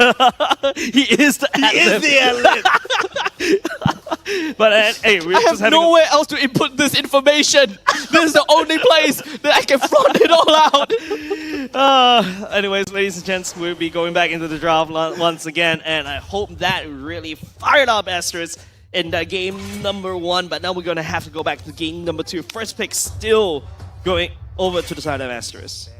Look, I'm really surprised that they're still first banning Faramis. Right? We know that Kiwi plays the Faramis. We know that he's able to he's able to play it. So I'm just wondering why they keep banning. I mean, look, it's the same 2 bans for the first 2 games. For the first, Any thoughts on that, Jace? I think it's just they just don't want to meet these 2 heroes. Like, I mean, Kiwi can play it. They could prioritize that. And Kiwi looked okay on the Kadita, but it didn't look like the same Kiwi that we saw during the regular season.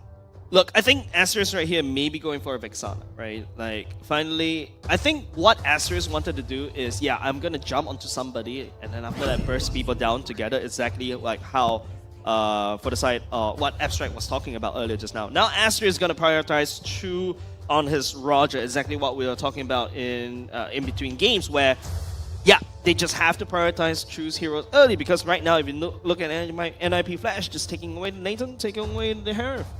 Yeah, we did.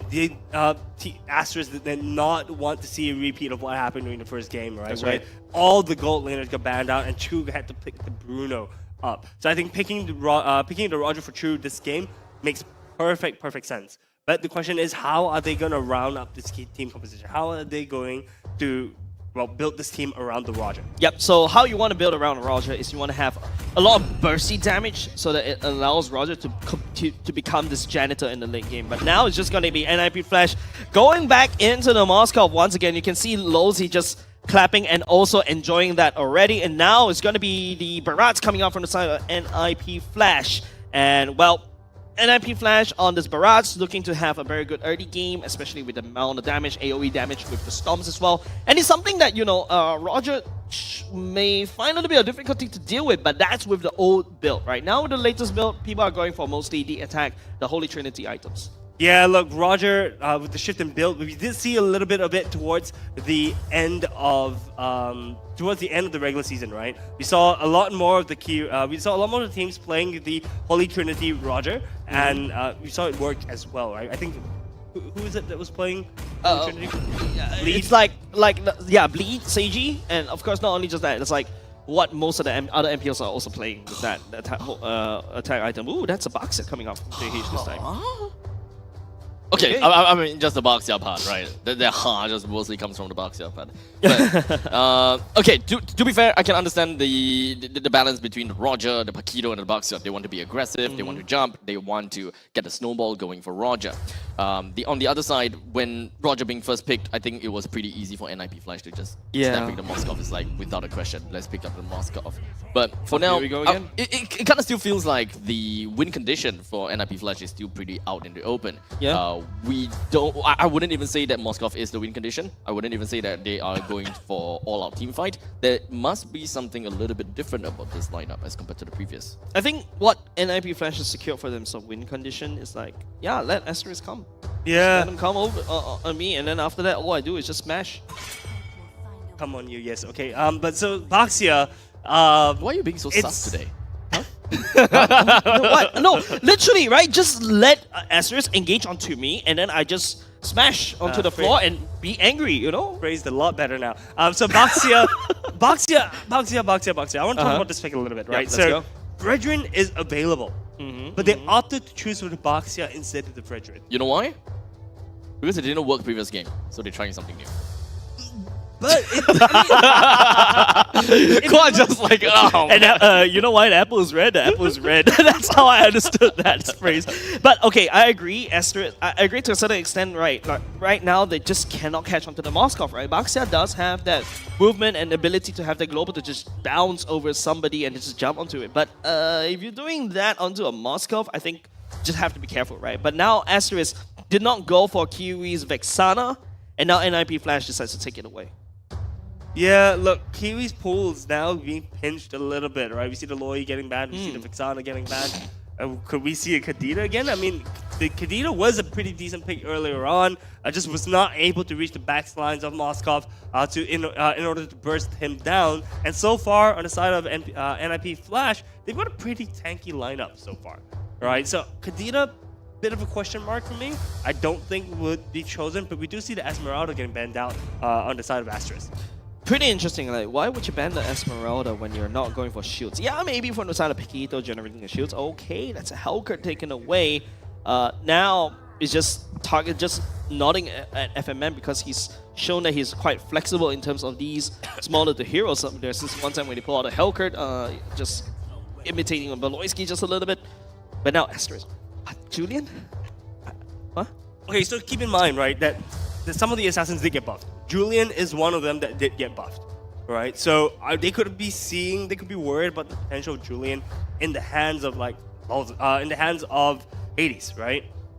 Yeah, but potentially. But you already got the Barats in, right? And unless you want to play the Barats in the EXP. Yeah, but there'll still be a probability. Does Diablo play Barats in That's the the EXP? problem. Yeah. I mean, we can definitely expect that Diablo have expanded his hero pool. He did. I would want to expect that. So at least, you know, when it comes down to a sudden surprise, that is the kind of thing that we can expect. Yeah. I would love to see some surprises, to be honest. But right now, it's mostly status quo for the side of NIP Flash. Asteris is the one that has to make something different. You ask for something, a surprise, and there you go. Curtizi brings Aurora onto the table. Dude, Aurora is scary, man. Aurora is really scary, Yeah, especially in this team, against Asteris. Asteris can't even step into a team fight. Yeah, and don't forget Asteris, this is a dive composition. The Roger, the Paquito, the Baxia, right? They're gonna dive into what? A Minoan's Fury and also the ultimate of Aurora. A Moskov can just join immediately. And don't forget, you dive into a Barats with the ultimate to just swallow people up. Man, like I said, NIP Flash is just literally telling Asteris, engage on me. They're just disabling. They are just a team that focuses on disables. They just want to disable Asteris's way of tackling problems head on. Lila getting picked up on the side of Asteris as Matilda. Matilda could be pretty clutch for them, actually.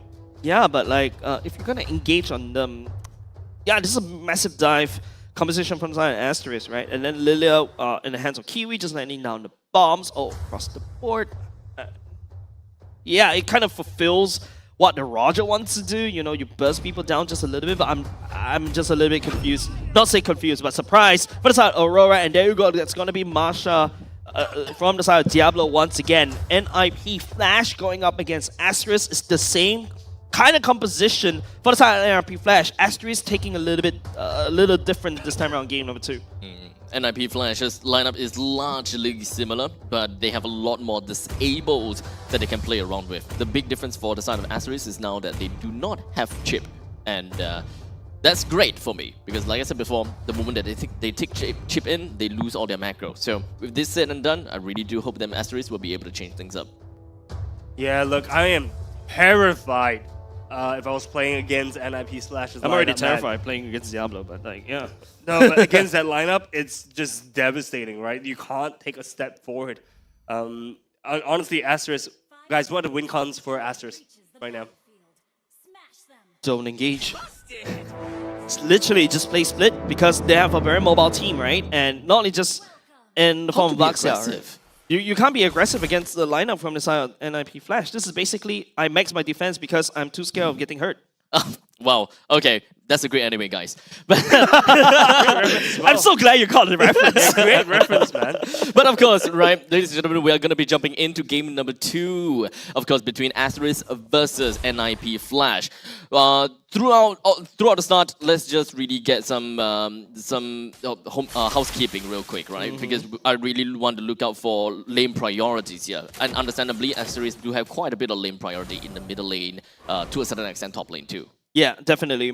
Masha should get pushed off, but Diablo is more of a late game assassin, right? Whereas the Bear needs to make something work, maybe cut the waves just a little bit with the roaming duo from the side Kiwi and JH to potentially do something all across the enemy jungle right now. Yeah, we see the EXP lane is just exchanging blows, both of them being the most boring lane right now. What? The most boring lane. Oh yeah, 100%. Come on, EXP lanes are very interesting. No, look at Diablo. Diablo. EXP lane. Diablo is interesting. Biasness does not count. Moving on.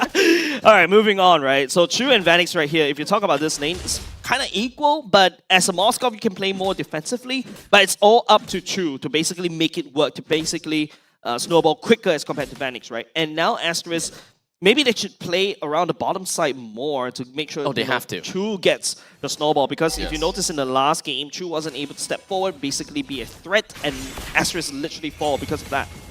You also need to remember that the previous game Chu played the Bruno, and arguably Bruno does a little bit better to Moskov as compared to what a Roger is. So if the previous game Chu couldn't pop off, then this game the more Chu wouldn't pop off. So Asteris is gonna have to change something a little bit here and there when it comes down to the macro game.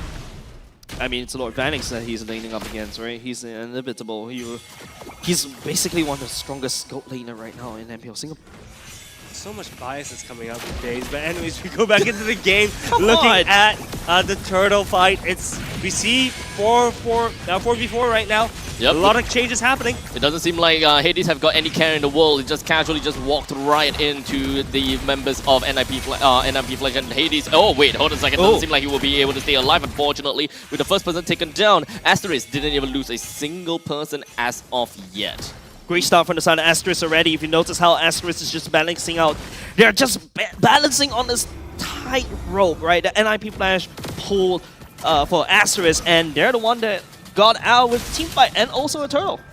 Look, Lalzi survived a pixel of HP, right? So it could have very much been a 2-0. Luckily for him, manages to escape. Right now, after the turtle, Asteris at a 1.3k gold lead.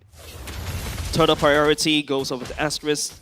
They should have a better mid-game-ish for the side of Asteris, but the late-game priority still falls onto NIP Flash because of the side laners, right? Masha in the late game just finds you, punch 3 times and you're dead. And Vanix, of course, comes in for the cleanup from afar. I can split push. I mean, it's just what NIP Flash wants to do. They want to scale all the way to the late game. Asteris looking for a massive spike in the mid-game. Same kind of concept in game number 1. Yeah, we're just wondering whether they will be able to capitalize on the slight advantage that they already have at this point. We see some pretty standard movements around the map. Next turtle spawning in about a minute's time. And as mentioned earlier, we do see Asteris actually slowly grouping up in the bot lane, trying to give Chu some form of priority, some form of safety right now. NIP Flash is also reacting. They know the win condition for the side of Asteris, and they're looking to deny it. Those is stepping forward. The Concussive Blast doing a lot of work. Don't forget, the turtle is spawning in 40 seconds. There's no reason for both teams to be there. But like I said, it's just trying to support the goat laners right now. See Chu picking up the corrosive scythe. That's a first completed item in about 4 minutes. It's still a little bit and it's on time. It's not too slow. But the question is, how many more items is he gonna pick up in the next 24 seconds? Now, of course, seeing the corrosive scythe being picked up by Chu, I'm relatively happy, right? We're not looking at like, the Wind Talker, the typical build coming in from Roger, especially since we are looking at Roger fighting against Moskov. It's tough, and especially when it comes down to the mid stages of the game, you really need someone to actually deal with the barrage. Because when it comes down to Asteris lineup, they do have very short-range poke coming from the team. Kiwi, yeah, you will be able to zone people away, but one thing's for sure is that your team is the one that wants to initiate, while NIP Flash wants to disengage. They have a lot of disables and controls against Asteris, so we need someone that is in the back lines that can really work things out. The moment Chu actually goes for his normal Lycan form kind of battle and Lycan form kind of itemization, that's pretty much it for Asteris. Yeah, and it makes Roger kind of a flexible marksman, right? And that's the power of a Roger, and that's why he's being picked up as one of the favorite gold laners right now, right? You build a different item, his playstyle changes, and that's the beauty of Roger. I saw JH picking up a brute force breastplate as his first item. That's not a normal item that you see on Boxia this early. I mean, I can kind of understand where it's coming from. The 15% crowd control reduction is ultimately very important, especially since they're dealing with a Barrage, an Aurora, as well as a Minotaur. And not only just that, it also lends to more chaseability, right? And also a bit of a tankiness built in, right? As long as you're landing those first skills, JH looking for the roll. Will be able to find Hades though. Curtisi around there does have immortality. The stun doesn't go in. The ultimate. Oh! The rest are coming in from Bear, just gonna be creeping down onto Hades. But Curtisi knew exactly what he needed to do and completely froze everyone in place, literally and figuratively. Let it go, literally, right? For the side of Curtisi, literally just landing down an icy path, just denying Asteris any form of advance. But that was a really good, I think that was a really good choice from the side of JH. Asteris making the moves this game. They are the ones that are putting pressure on NIP Flash right now, and we do see that reflected in gold. 1.4k gold lead at this point. A lot of skirmishes, a very, very scrappy game right now, actually. Yeah, but don't forget, late game goes over the side of NIP Flash, right? Because as long as, you know, NIP Flash delays the game even more, Vanix is going to scale, and don't forget the Marsha also scales. Taking a look at the emblems once again, it's going to be the mystery shot for the side of the Marsha and also Assassin emblems. The Thrill to add on the damage, the Lethal Ignition to add on the damage, and now Vanix goes on to the Golden Staff. This is where Vanix really looks for a fight right now. Yeah, Vanix is looking really, really good. Golden Staff on Moskov is very, very, very Ooh, scary. FMM! Oh, just go with the Circling Eagle, just connects onto Longsi as well as Vanix, but it's a quick disengage from them. They're not going to dabble in this any longer. That guiding working was really sus coming up from FMM. That would have brought Chu all the way to the snapping jaws of NIP Flash, but now NIP Flash, we're just going to forgo the turtle. They're looking to scale all the way to late game because once Curtisi does have his items, he's going to just also output the damage. This is the strongest point for side Asteris, and Asteris is not taking advantage of it.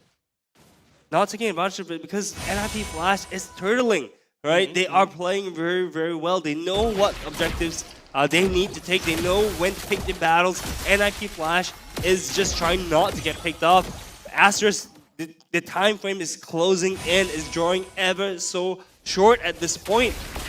They are all grouping up at the bot lane right now. Let's see if Asteris is going to be able to pick off anything from NIP Flash. Now we have pretty much come into the mid stages of the game, and Asteris, they have managed to get themselves one kill. Great, right? But we're talking about a Roger. And typically a Roger would require a lot more of a snowball in order to really pop off. But you don't require a snowball for a Roger to work. So that's the difference, right? At least when we are looking at the Holy Trinity that's being built up on the Roger, we can still definitely see the Roger try to do something against Hades, which could be one of the most important players and the most difficult player to deal with. Because Kiwi can at least still deal with Diablo to a certain extent, and we do have Bear that can jump onto Vanix. All of the main damage dealers would be dealt with, except for Hades. Except that he's not really a damage dealer, but his stomps are pretty painful. Yeah, we're 9 minutes in. None of the first tier turrets are down yet. We're going to go in the long run, guys. This is going to be going long game. No, but you see, the longer the game goes, the better it is for NIP Flash. Right? Yeah, that's right. We talked about that quite a bit. But taking a look at the items on the side of the gold laners, they both have 2 items completed. Both of them building up into that last part of the Holy Trinity. And it's very even across the board, man. It's 1k gold lead for Kiwi. That's what I see. Something interesting from the side of Kiwi is that he doesn't really prioritize on the ice cream. Oh, finally! 9 minutes, 30 seconds. First turret down. Wow. After a long time. This game is actually really done slow.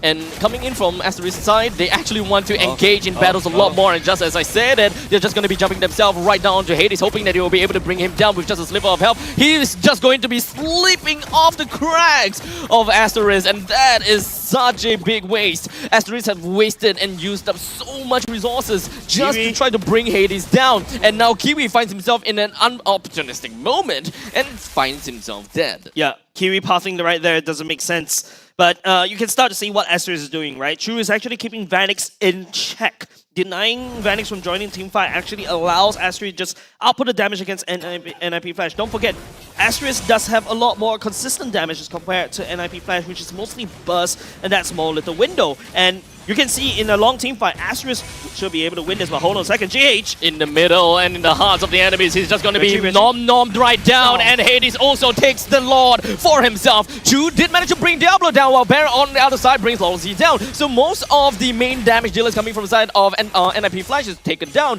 except for Vanix. They can definitely try to turn things around, but we're looking at 3 versus 5. And with a Lord coming in from NIP Flash, it makes no sense to continue. Yep, Chu focusing on the turret right now. Before the Lord comes out, NIP Flash will lose that mid lane for now. But NIP Flash does have a Lord marching up against Asteris soon.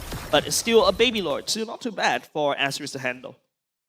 Actually, I was going to say, so you know the previous team fight, Kiwi actually played that very well at the start of the team fight, right? So Diablo tried to burst Kiwi down, but he was able to use his ultimate to get back away, back to full HP actually. So a bit of a question for Diablo whether he's picking the right targets, but Kiwi playing that very well. Probably one of the first main team fights that we have coming in between Asteris versus NIP Flash. But we're just going to hold that thought for a tad a little bit because NIP Flash seems like they really want to engage themselves over here. Okay, no. So, my original concern, Hades. That was always the concern. Is there anyone that can really deal with Hades? Because right now, what we saw from Asteris is that they did manage to deal with Diablo before. But for now, JH, the guiding wind, gets himself away pretty fine and dandy over here. But they still don't have an answer to this big dinosaur, man. Yeah, I think the only answer for the big dinosaur is Chu, and that's why you go for the attack speed items. Don't forget, Chu in the human form does damage based on percentage HP, right? So that's basically a tank shredder. And once he's got Hades down low, he becomes more of an executioner, and now FMM. Oh, Vanix getting caught out of position just a little bit, dashes out of the way, burns the flicker as well to safety. Spirit destruction. Nom nom nom.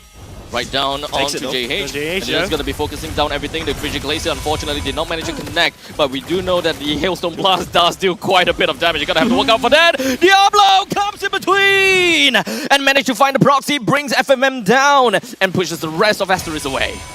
Yeah, Asteris right now, the fight's getting destroyed. The NIP Flash is just sending 5B, just 5B4 is just very messy for the side of Asteris. They're just out of position. They're trying to reinforce, but NIP Flash, this is just massive death ball stomping across Asteris. Look at Bear. Bear was just in the bush the entire time. He was not able to find an angle to just burst anyone down, and he's just it's basically 4v5 the entire game. Unfortunately true, yeah, because we haven't really quite seen a lot of sacrificial play coming from Bear, despite Bear actually being the pos 4 position. We gotta have to see a little bit more presence from Bear, be it trying to distract the opponent's attack a little bit, or actually jumping over the back lines to deal with someone. In fact, when it comes down to Katizi, his Pride of Ice actually has been online for the longest time ever, and I haven't really quite seen it popped before. He hasn't died. Not even theoretically, he hasn't died. Yeah. You know, Cortese's positioning has been immaculate so far. You know, Aurora does not have a lot of movement at all. She's just walking all the time, right? Yep. So, honestly, immaculate plays from Cortese. Positioning is absolutely key when you're picking up this hero. Yeah, so Lolzy is actually paying, big damage. The big book comes on with the Detona's Welcome that lands onto JH and followed it up with Lonzy with the Minoan's Fury that lands onto 3. He's just going to be holding on to the fort for a long period of time. And while all of that is happening, Hades focuses on the Lord, brings it down, and hoping that they will be able to bring more people down. But with a quick little purify from Kiwi, very fast fingers. Otherwise, that could actually be his own demise. Yeah, nice. Lonzy is actually the MVP right here, man. NIP flashed. Lonzy is just denying everything that Asteris wants to do, right? As a Minoan Fury, you can see the main 3 damage dealers constantly getting knocked up, and all of a sudden Asteris cannot play the fight, and then after that the Lord gets taken down, whereas Bear is just trying to split push on the other side, and now NIP Flash just knocking on Asteris' doors once again. It's too little, too late, or rather, they did too little in the early game. Right now, NIP Flash, it's the late game. It is their game. 2.4k gold lead ahead at this point in time. The timeline, the lifeline for Asteris is looking really, really low at this point. A miracle needs to happen at this for Asteris to take this game. Yeah, I think a double miracle is required right now because the Lord's already clashing in on the top side. Hades just, you know, it's a 2-prong attack for the side of NIP Flash against Asteris. Bottom lane is also taken down. 4-1 composition coming up on NIP Flash. They're pushing Asteris base. It's really difficult for Asteris to do anything right now. The main damage dealer being Chu, as the Roger has already lost half of his identity. The Lycanthrope is no longer a Lycan, it's just a full-blown human. But in the meantime, Vanix is going to be focusing on the turret and bring down almost immediately JH in the heart of all the battle, hoping that he'll be able to run away, but the guiding wind sends him off. Kiwi being left behind as Vanix just blinks himself in front to take him down almost immediately. With 2% down from the side of Asteris, Vanix wants to press the issue a little bit more with a quick little hit coming from Katizi. I believe that freeze was the frigid, it was the frigid glacier that eventually brings him down. But now JH hoping that he can taunt everyone, but wasn't able to do so. As such, we have Asteris unfortunately suffering to defeat an NIP Flash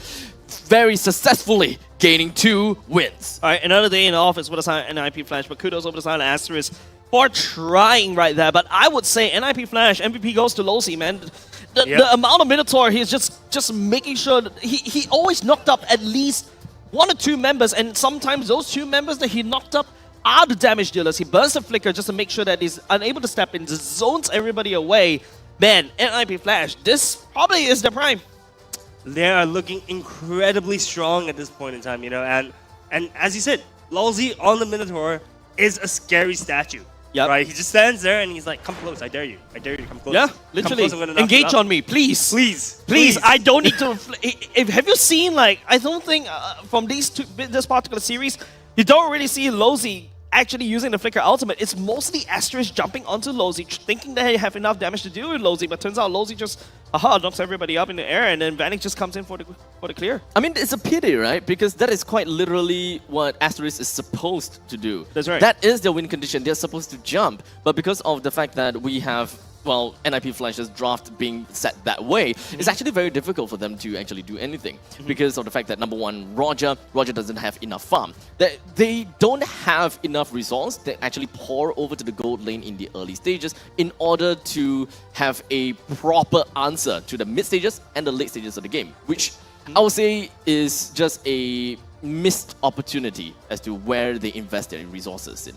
The team composition that they picked, right, was supposed to be really aggressive. And honestly speaking, we did not see that kind of aggressive plays coming out from the side of Asteris. It's, honestly speaking, we also didn't really see them being very aggressive in the regular season. So picking this team composition, going against Team Flash, I expected to see a bit more.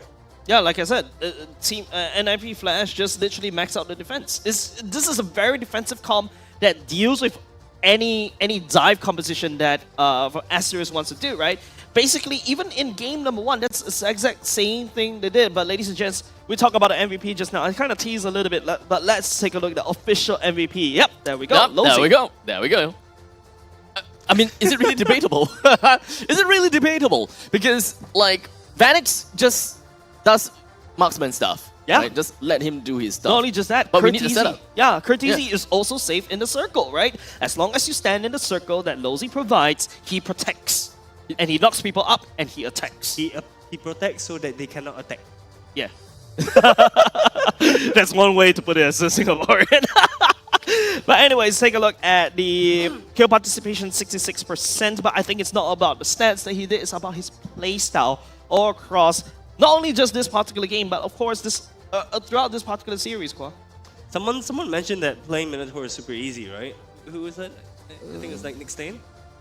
Yeah, I think it was Nick Stain. Yeah, no, Nick Stain only plays Minotaur. Nick Stain plays Minotaur, and Lozy says that I can only. Oh yeah. So this is kind of like his rebuttal. Exactly. I mean, it only makes sense if they actually go up against Vanguard, which and that happens. I don't think it's gonna happen, right? I don't think it's gonna happen.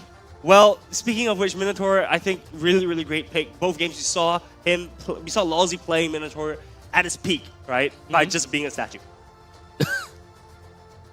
I mean, is he really a statue? Okay. Yeah, right? Because he's just waiting there, like I said. And honestly, Minotaur players, I think this shows that you don't have to take that flicker aggressive playstyle that you see a lot of Minotaurs playing around. Sometimes all you need to do is just stand around your team, make sure... be patient. Correct, to be patient, you know. But we will go into the mic check to see what the team comps are going to be like in the first No snap, helping AD. Nice guys. Nice one. Low, we still got the third guys. Nice guys. Kadita nothing. Nice. You guys see how? Slowly. Hey guys, about No flicker. Nice. Hey guys, I got guys. Okay. I give you vision. Yeah, and you know we talk about how Lozy just needs to. It's just the fundamentals, right? And I really love to see how NIP Flash is doing this. But Asteris, on the other hand, you know, they have to go to Singapore. They're not on the competition just yet. They're not on MPL Singapore just yet. They have to go down to lower brackets, and they'll be facing the original Titan Slayers. They're going up against Evil, right? That's right. I mean, we have seen how Evil played in the regular season, right? It's not all that promising.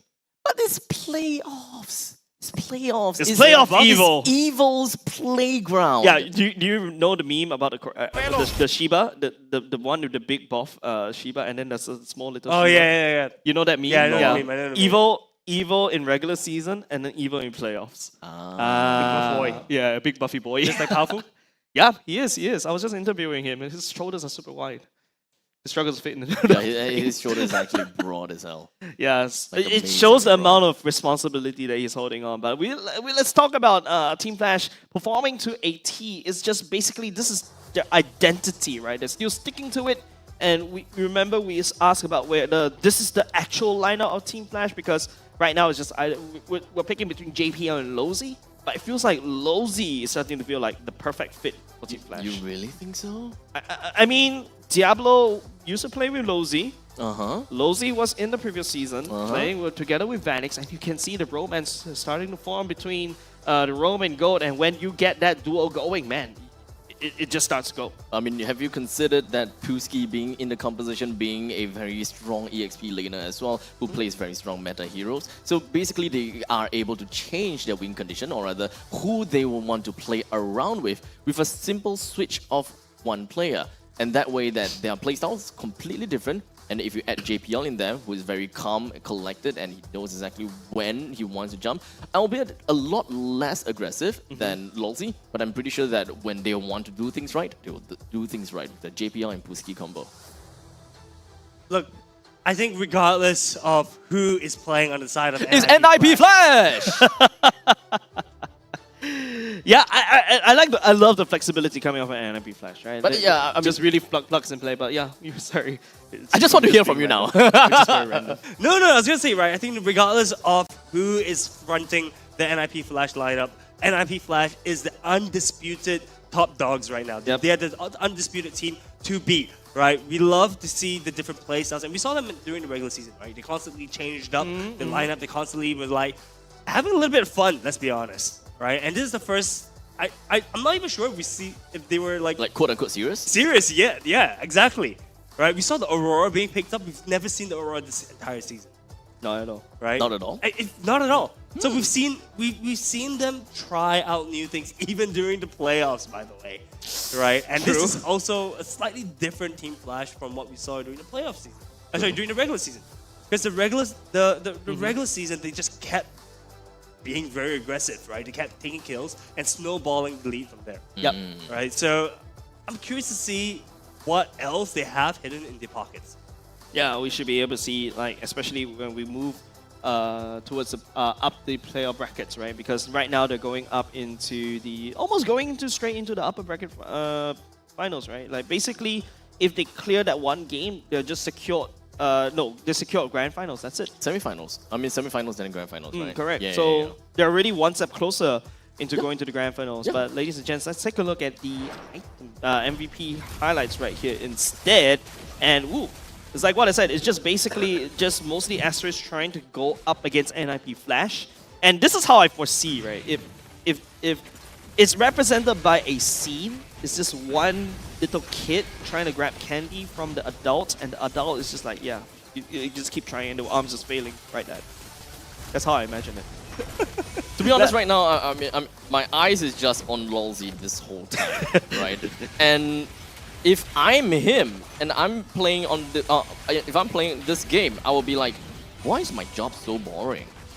Because all he did was walk around, soak damage, position himself correctly. Oh, people come at me, press one button, boom, everyone flies up. I mean, it sounds easy, but obviously when it comes down to the execution itself, it's not easy.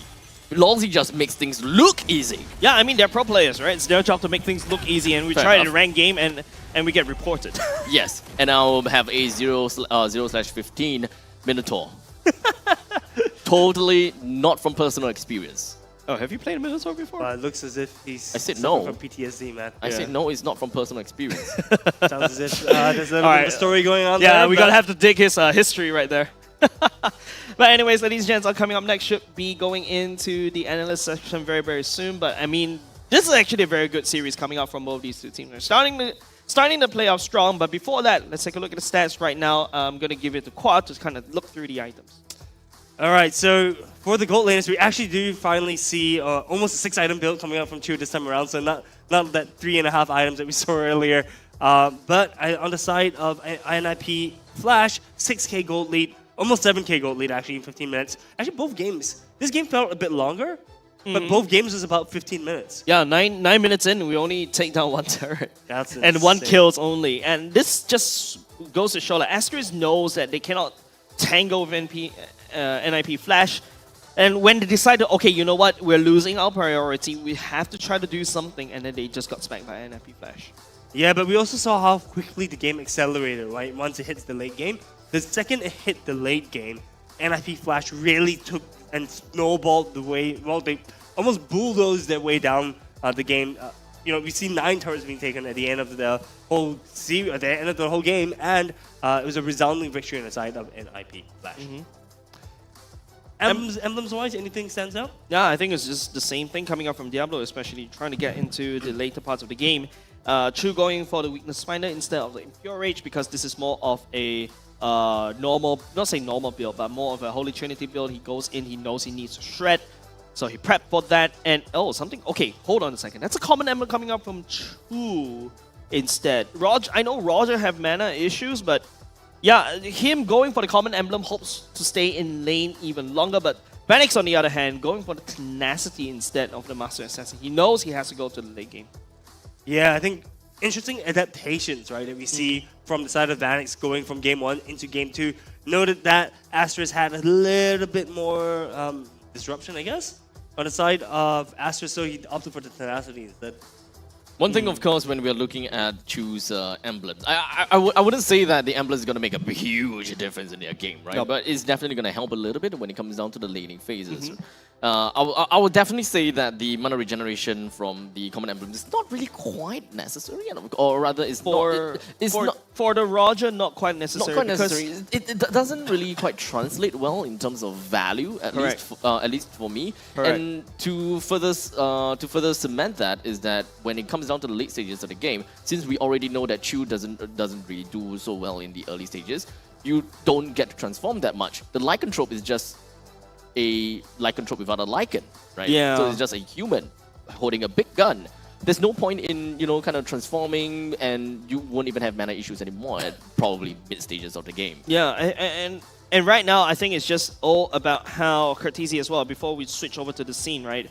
Curtisi goes for the Witness Blessing and also movement. He wants to be able to catch up together with Hades and also Lolzy in terms of these roaming trio, stopping on the side lanes. But let's take a look at also the damage dealt. In fact, Asteris did more damage as compared to NIP Flash. This is basically just an epitome of saying like, minimum effort, maximum wins. That's true. You know, Max, I was going to point out, right, that I think most of the damage did come from Kiwi. Kiwi with her, with the bombs, is just carpet bombing the entire team, but they weren't able to finish up, right? Chu was not able to turn into a Lycan and clean up on Isle and IP Flash because he wasn't allowed to go in. Lolzy was there once again, being that barricade, being the zone control, which NIP Flash needed to have. And even though Asteris had more damage, it's just unfortunate that they weren't able to clean up. Yeah, and not only just that, I think I think the whole theme of this particular series is basically NIP Flash says, yes,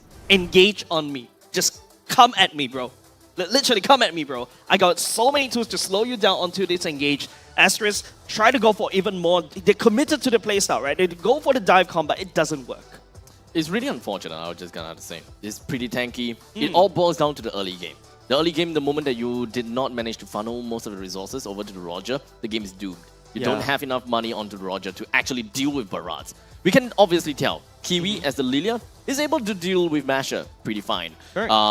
Bear didn't really quite have much presence in the game, so he didn't really quite touch onto Aurora. The Pride of Ice has always been active the whole time. So at least when it comes down to individualistic micro matters, we do have the two main damage dealers that didn't really quite manage to put their presence into the game solely because of the early stages, which is a pity. Yeah, I always look at Bear, right? Like I would have thought like you would want Bear to be able to start to split push, knowing that, okay, you know what, my dive comm is not working, I want to see more splits, right? There's no adaptation going into the later part of the game, and Team Flash was just able to play his own game. All right, in my opinion, I really wanted to see Bear be more aggressive. We saw a lot more aggressive plays happening during the regular season, so seeing him like this, it felt like a bird with its wings clipped, right? But I want to hear what Analyst has to say for the two matches, so over to you, Ken. Yes, do I have a lot to say right now? This is a bang of a series, first game of the day. Flash, NIP Flash showing us how it's done once again against Asteris this time. Now, a big question here is when you go in a game, right, who do you focus on? You are supposed to build on your win condition, and boy did Flash did that. Now, the first thing first, I want you to take a comparison between the two goal laners, between Asteris as well as Team Flash. I'm going to show you in a short while what the difference is right here. As you can see, Vanix is already going crazy with all the movements across the map on them. At the meantime, you have Two on the other side who is busy getting caught by the Lolzy, right? Lolzy does a very good job on his control to make sure he gets the vision, as well as to provide a lot of deterrence and damage on them as well. Now, this is the first round of the game. He got, I think, one of the first few lots. So, moving on, you will see why little things matter in this game. So, he actually used advantage to care of the rest of the backlines for Chu especially, which then allowed him to just get in a bit more damage as time went by. Now, this slight advantage they got for themselves earlier in the game in the 14.5-minute mark. Transition to, lo and behold, the same situation as game 1, right? So we have a tier 3 at the top end, at the bot also being threatened once again. Asteris, I mean, history itself, but what can you do? It's NIP Flash. You can try, right? So what's going to happen here? They're going to take this once again. Now, there's a couple of things that happen for moments matter in, and I'm referring to like this. Radiant armor on Lolzy as well as the Hunter Strike on Diablo, increasing the defensive attack portions of the composition. Well, more importantly, is to deal with the huge problem because of the shockwave, a lot of the burst damage coming in, dealing AoE damage across the lineup of NIP Flash, which didn't allow them to really push the game. And once they had the Radiant armor on Lolzy, job's done, right? He was able to soak the damage as well as out the pain. Well, now what's going to happen here from this point on? They're going to, a lot of damage, structural damage across the base of Asteris. One thing I want you to keep your eyes on, and that boy is my boy, Curtis here. He did a very, very sick play towards the middle of this. There's one more thing, right? It's not just about how well the attackers do. It's also the defense. Oh, and this comes in. Lilia has a lot of burst damage. There's a lot of wasted damage. The mid, well, right? Kiwi actually took a lot of his shockwave, but didn't much without Now, this is where the shortcut comes in. I want you to take a look at the health bars. Now, next thing is Curtizy here with the timing that allows them to win this huge fight to catch Bear as well as JH, the main two tanks.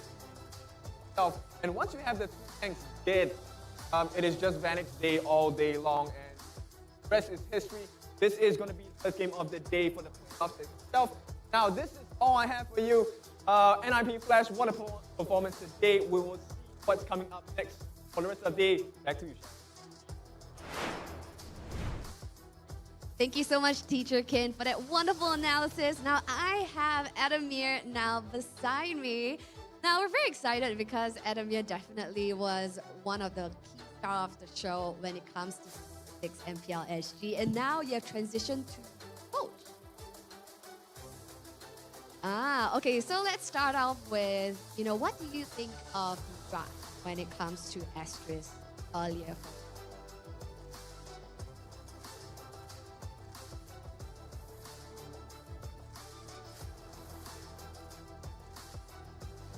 Okay. Like bad in the terms of like unpredictable, you weren't quite sure what they're gonna pick, or in what sense?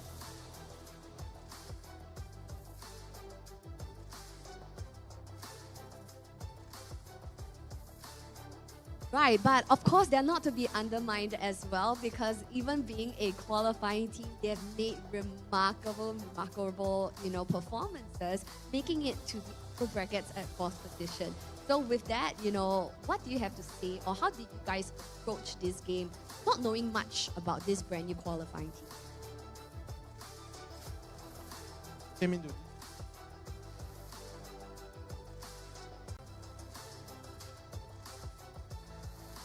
Right, and of course, coming into this game, you guys had a 2-week break before we head on over to the playoffs. What adjustments did you guys make, learning from the regular season before coming into the playoffs today? We did a lot of expansion in the regular season. 2 weeks were more for us. What we want. In terms of roster, or in terms of like direction and draft? Definitely both. Even though it's the playoffs already, you'll be surprised. Oh, there still might be surprises? I guess, not just in name also, from Team Flash to NIP Flash, but we still have more surprises in store. Maybe. All right. So, okay, of course, you guys as defending champions are gunning for the championship once again right here in Singapore. So, with that being said, how confident are you guys taking the championship this year? I think we are all quite confident that we also respect our teams like. Right. So as coach, who do you see you will face off if you're gunning for a championship, that will be grand finals, right? Who will you be anticipating to see? Manifesting. I think RSG and Bleed is quite 50-50, but if I had to choose one, it will be Bleed. Oh, okay. So that's the next match that's coming up. So perhaps, you got your lucky coins on Bleed. Yeah. On Bleed, huh? All right. So we heard it first. Thank you so much, Adamir, for this wonderful interview. Thank you. So guys, that was Adamir that we have right here from NIP Flash. New name indeed, but same amazing all-star faces and stellar performances that we have seen over at the Land of Dawn. Now, with the conclusion of this match, we see Asteris dropping to the lower brackets where they will meet Team Evil, and this will be happening, match 3 of the day happening at 3 p.m. But before we jump to match 3, the match that's going to come up next happening at 12:30 p.m., it's going to be a bloodbath, friends. A bloodbath battle where we see the likes of Bleed Esports going up against RSG SG. Now, which side will this go to? We really don't know, because based on statistics and data in the regular seasons, they're just 1 point apart. So stick around and join us for the bloodbath battle happening at 12:30 p.m.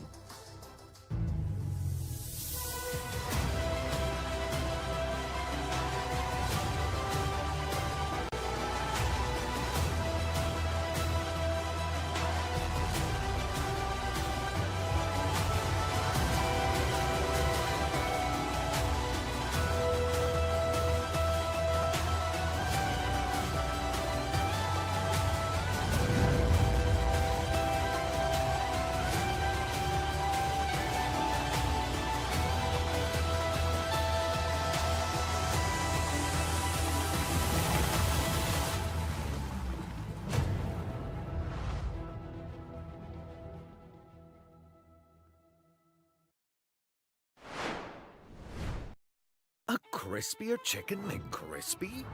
So much crispier. Bite into an even crispier crunch with the improved Chicken McCrispy. Now, wouldn't that be nice?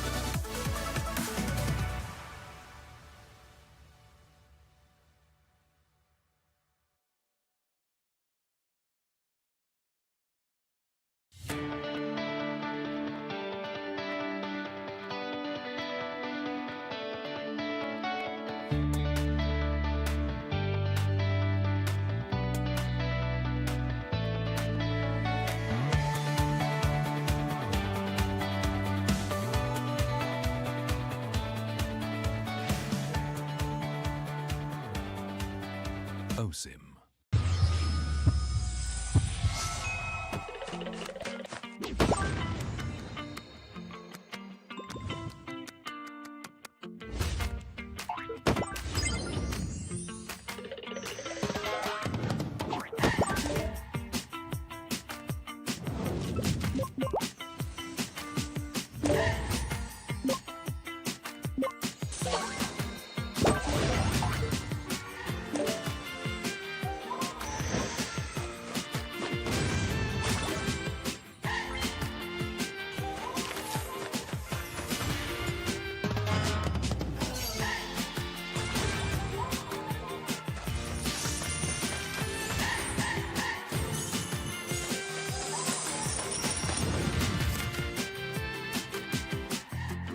Or get arrested.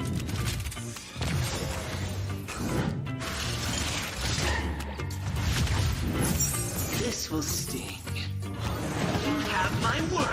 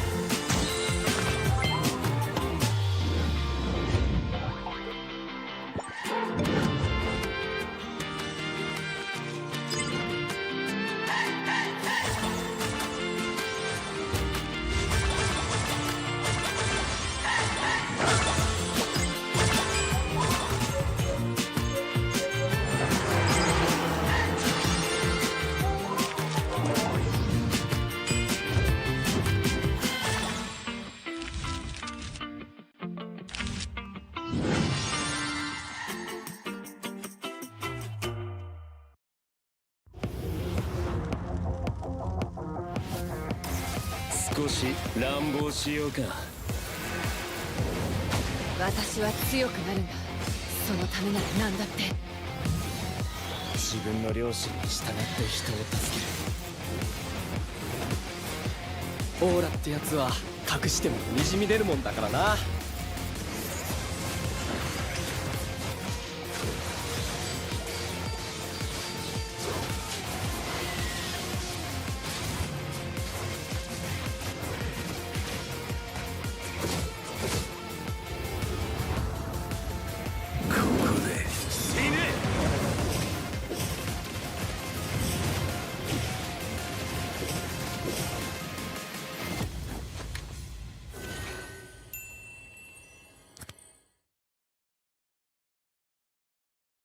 Who is the best looking player in MPL SG?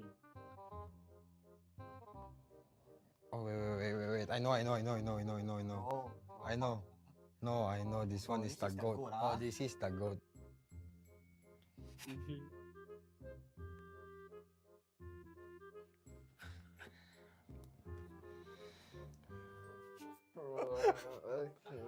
You sure easiest or not?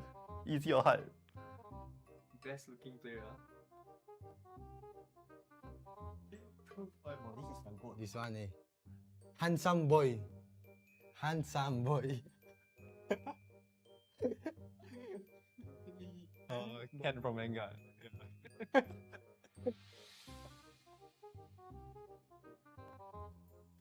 think we're getting simple. Yeah. 3, 2, 1. Okay. 3, 2, 1. 2, 1.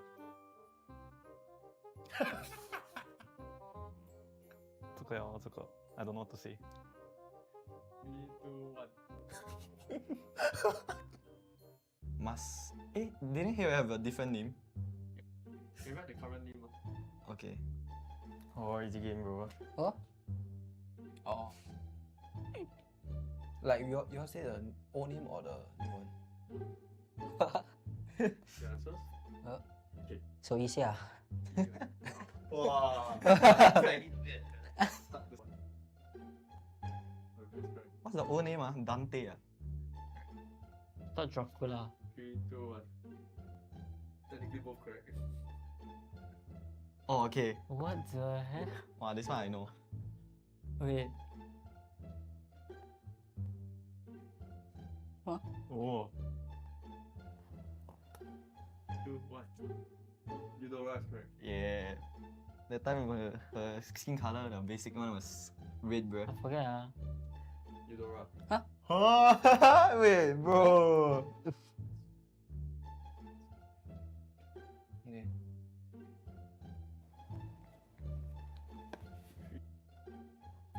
Tapi aja kan slow. 3, 2, 1. Slow. Oh yeah, I was thinking of this skin, bro. But then I'm like, look like a girl skin. But it's veiled because of the wind. Oh. There's no way. There's not too long.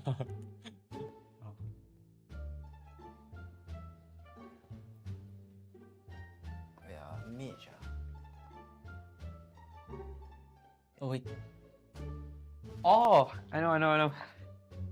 Should be this one. I hate this hero, bro. I got my answer. Okay. Ah. Okay. Huh? Wait. Like a universe ah.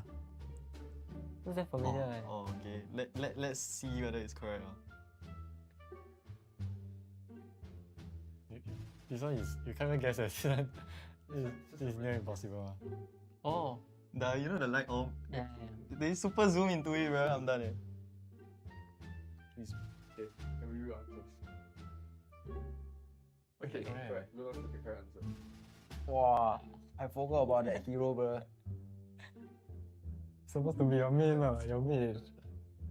Because he got one. I wanted to guess the Ellie special skin, but then like I realized He said the powers was not like featured in the pocket. Yeah, but he said it was default skin ah. Yeah, that's not to be a default skin. Universe ah. Do not Ah. Bro, I thought it's Cyclops. See, bro. Oh. Okay. The first player to guess blue. A lot of people guess blue. Because of the yellow skin, right? Oh. Why you don't know? Yeah, you not me. A crispier chicken McCrispy? So much crispier. Bite into an even crispier crunch with the improved Chicken McCrispy. Now, wouldn't that be nice?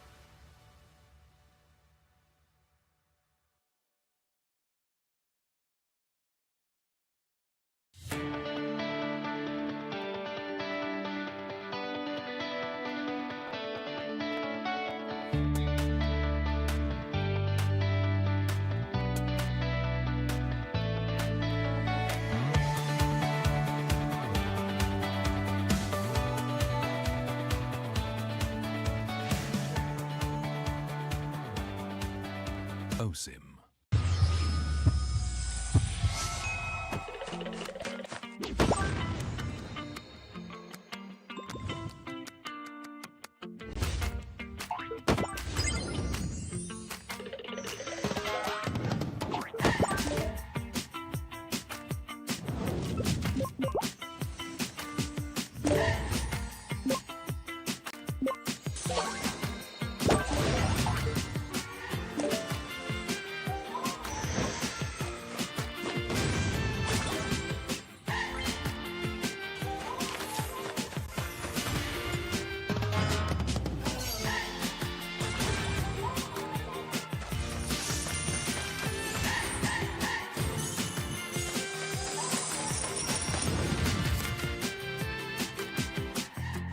Or get arrested.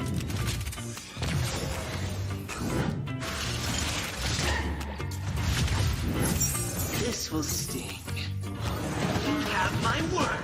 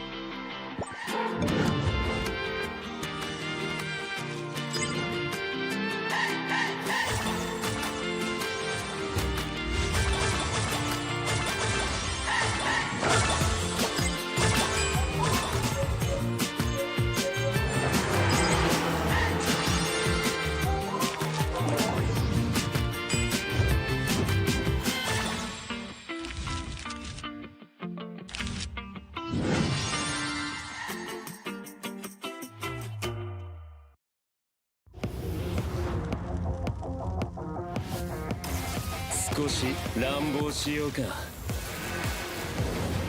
私は強くなるんだ。そのためなら何だって。自分の良心に従って人を助ける。オーラってやつは隠してもにじみ出るもんだからな。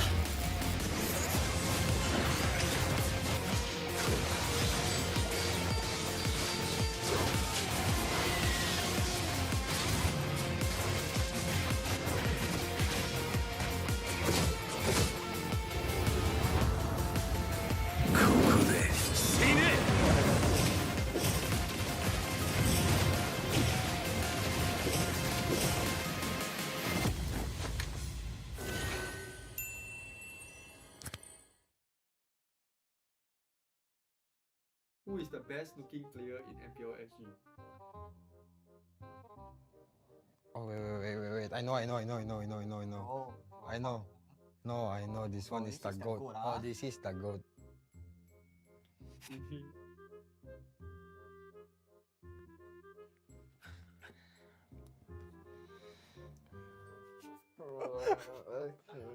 You sure easiest or not?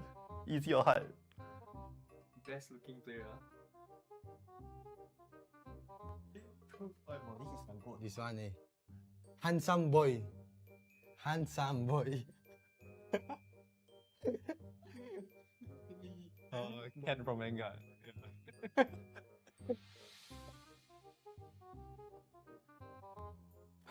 think we're getting simple. Yeah.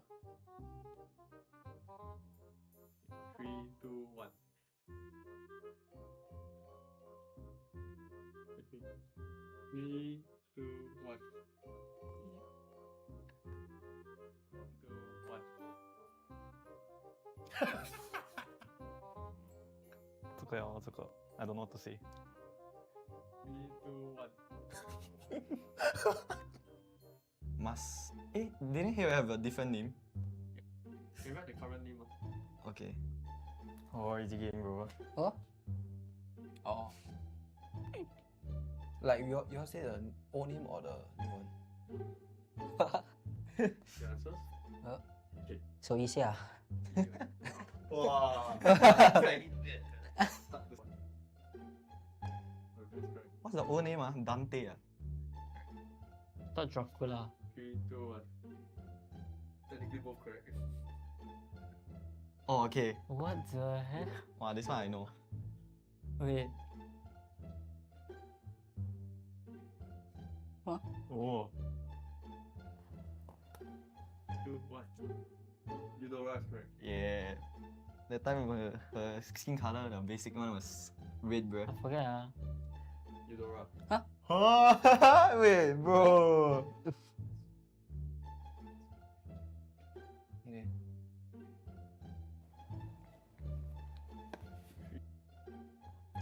Tapi je kan exo. Okay, 3, 2, 1. Slow. Oh yeah, I was thinking of this skin, bro. But then I'm like, look like a girl skin. Thought it's veil because of the wind. Oh. There's no way. There's not too long.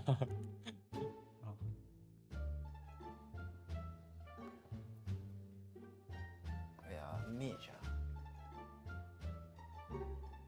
Oh wait. Oh, I know. Should be this one. I hate this hero, bro. I got my answer. Okay. Ah. Okay. Huh? Wait. Like a universe ah. Looks very familiar. eh. Oh, okay. Let's see whether it's correct. This one is, you can't even guess it. This one is near impossible. Oh. You know the light orb? Yeah. They super zoom into it, bro. I'm done. Please. Okay, can we read answers? Okay, correct. We'll look at the correct answer. Wow, I forgot about that hero, bro. Supposed to be your main, your main. Because he got one. I wanted to guess the Ellie special skin, but then like I realized he said the powers was not like featured in the pocket. Yeah, but he said it was default skin ah. Yeah, that's not to be a default skin. Universe ah. Do not Ah. Bro, I thought it's Cyclops. See, bro. Oh. Okay. The first player to guess blue. A lot of people guess blue. Because of the yellow skin, right? Oh. Why you don't know? Yeah, you're not me. A crispier chicken McCrispy? So much crispier.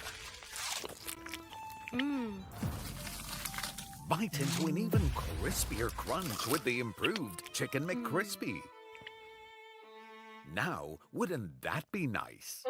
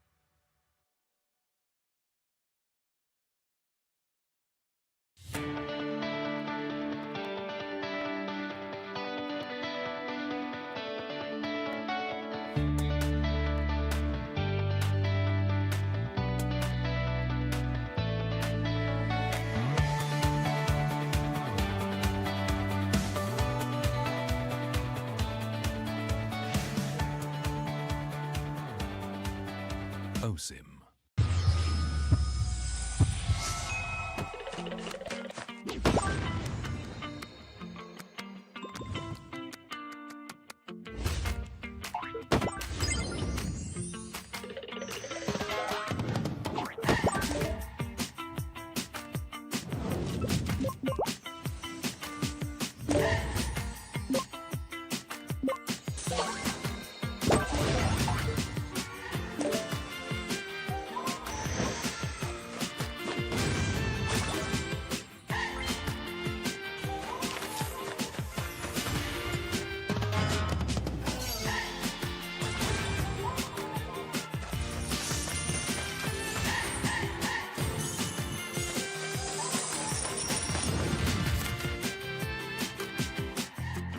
Or get arrested.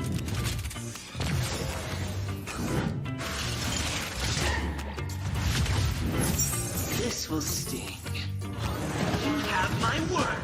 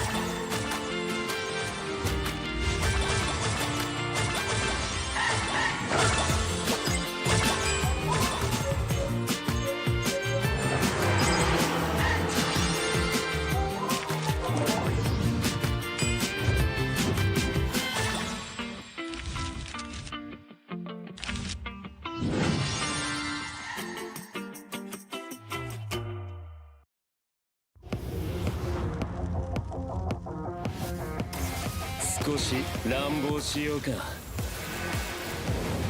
私は強くなるんだ。そのためなら何だって。自分の良心に従って人を助ける。オーラってやつは隠してもにじみ出るもんだからな。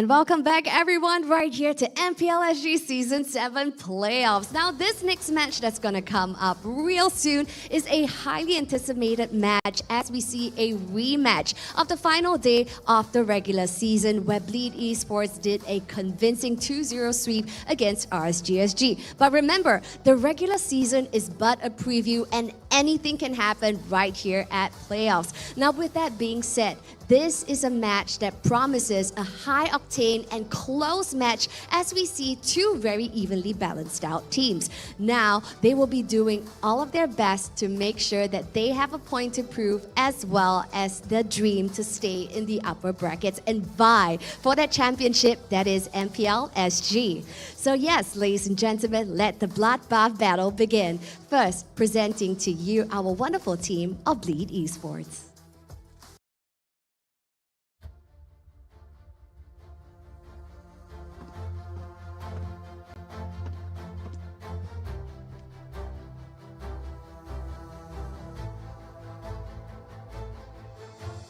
So yes, now we see the wonderful faces of Bleed Esports looking shiny and dandy right here as they stand before you. Now, they are going to give everything they can to stay in the upper brackets to hopefully have a shot against our defending champions of RNIP Flash. Now going up against Bleed Esports, presenting to you RSG SG.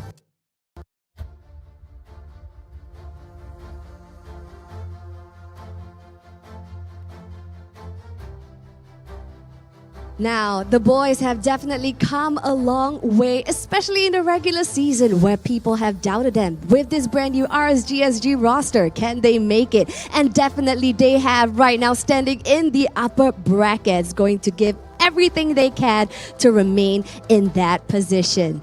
Now, this is an epic battle that's about to unfurl over at the Land of Dawn. Now, we know that RSG SG is not going down without a fight. Given that 2-0 sweep in the regular season, they will definitely give their all right here for match 2 of playoffs day 1. Now, the boys are getting ready to head on over to the battle stations. Now, anything can happen right here at this game, honestly, as these two teams are really evened out in terms of all of their positions. So, what will happen in this bloodbath battle? Wow, what a mouthful. Let's head it over to the boys to take it away.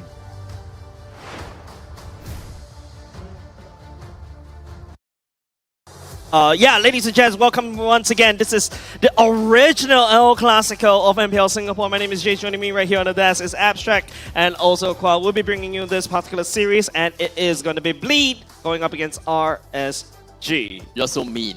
Why am I mean? We'll move on from that one. Am I mean? Yeah, you're mean. You're horrible, man. No, horrible, I'm just adding on. horrible man. I'm just adding on. Horrible. My vegetable? Absolutely horrible, man. Anyways, okay, let's talk about this particular match, right? Okay, if you guys have been following MPL Singapore for a long time, all the way back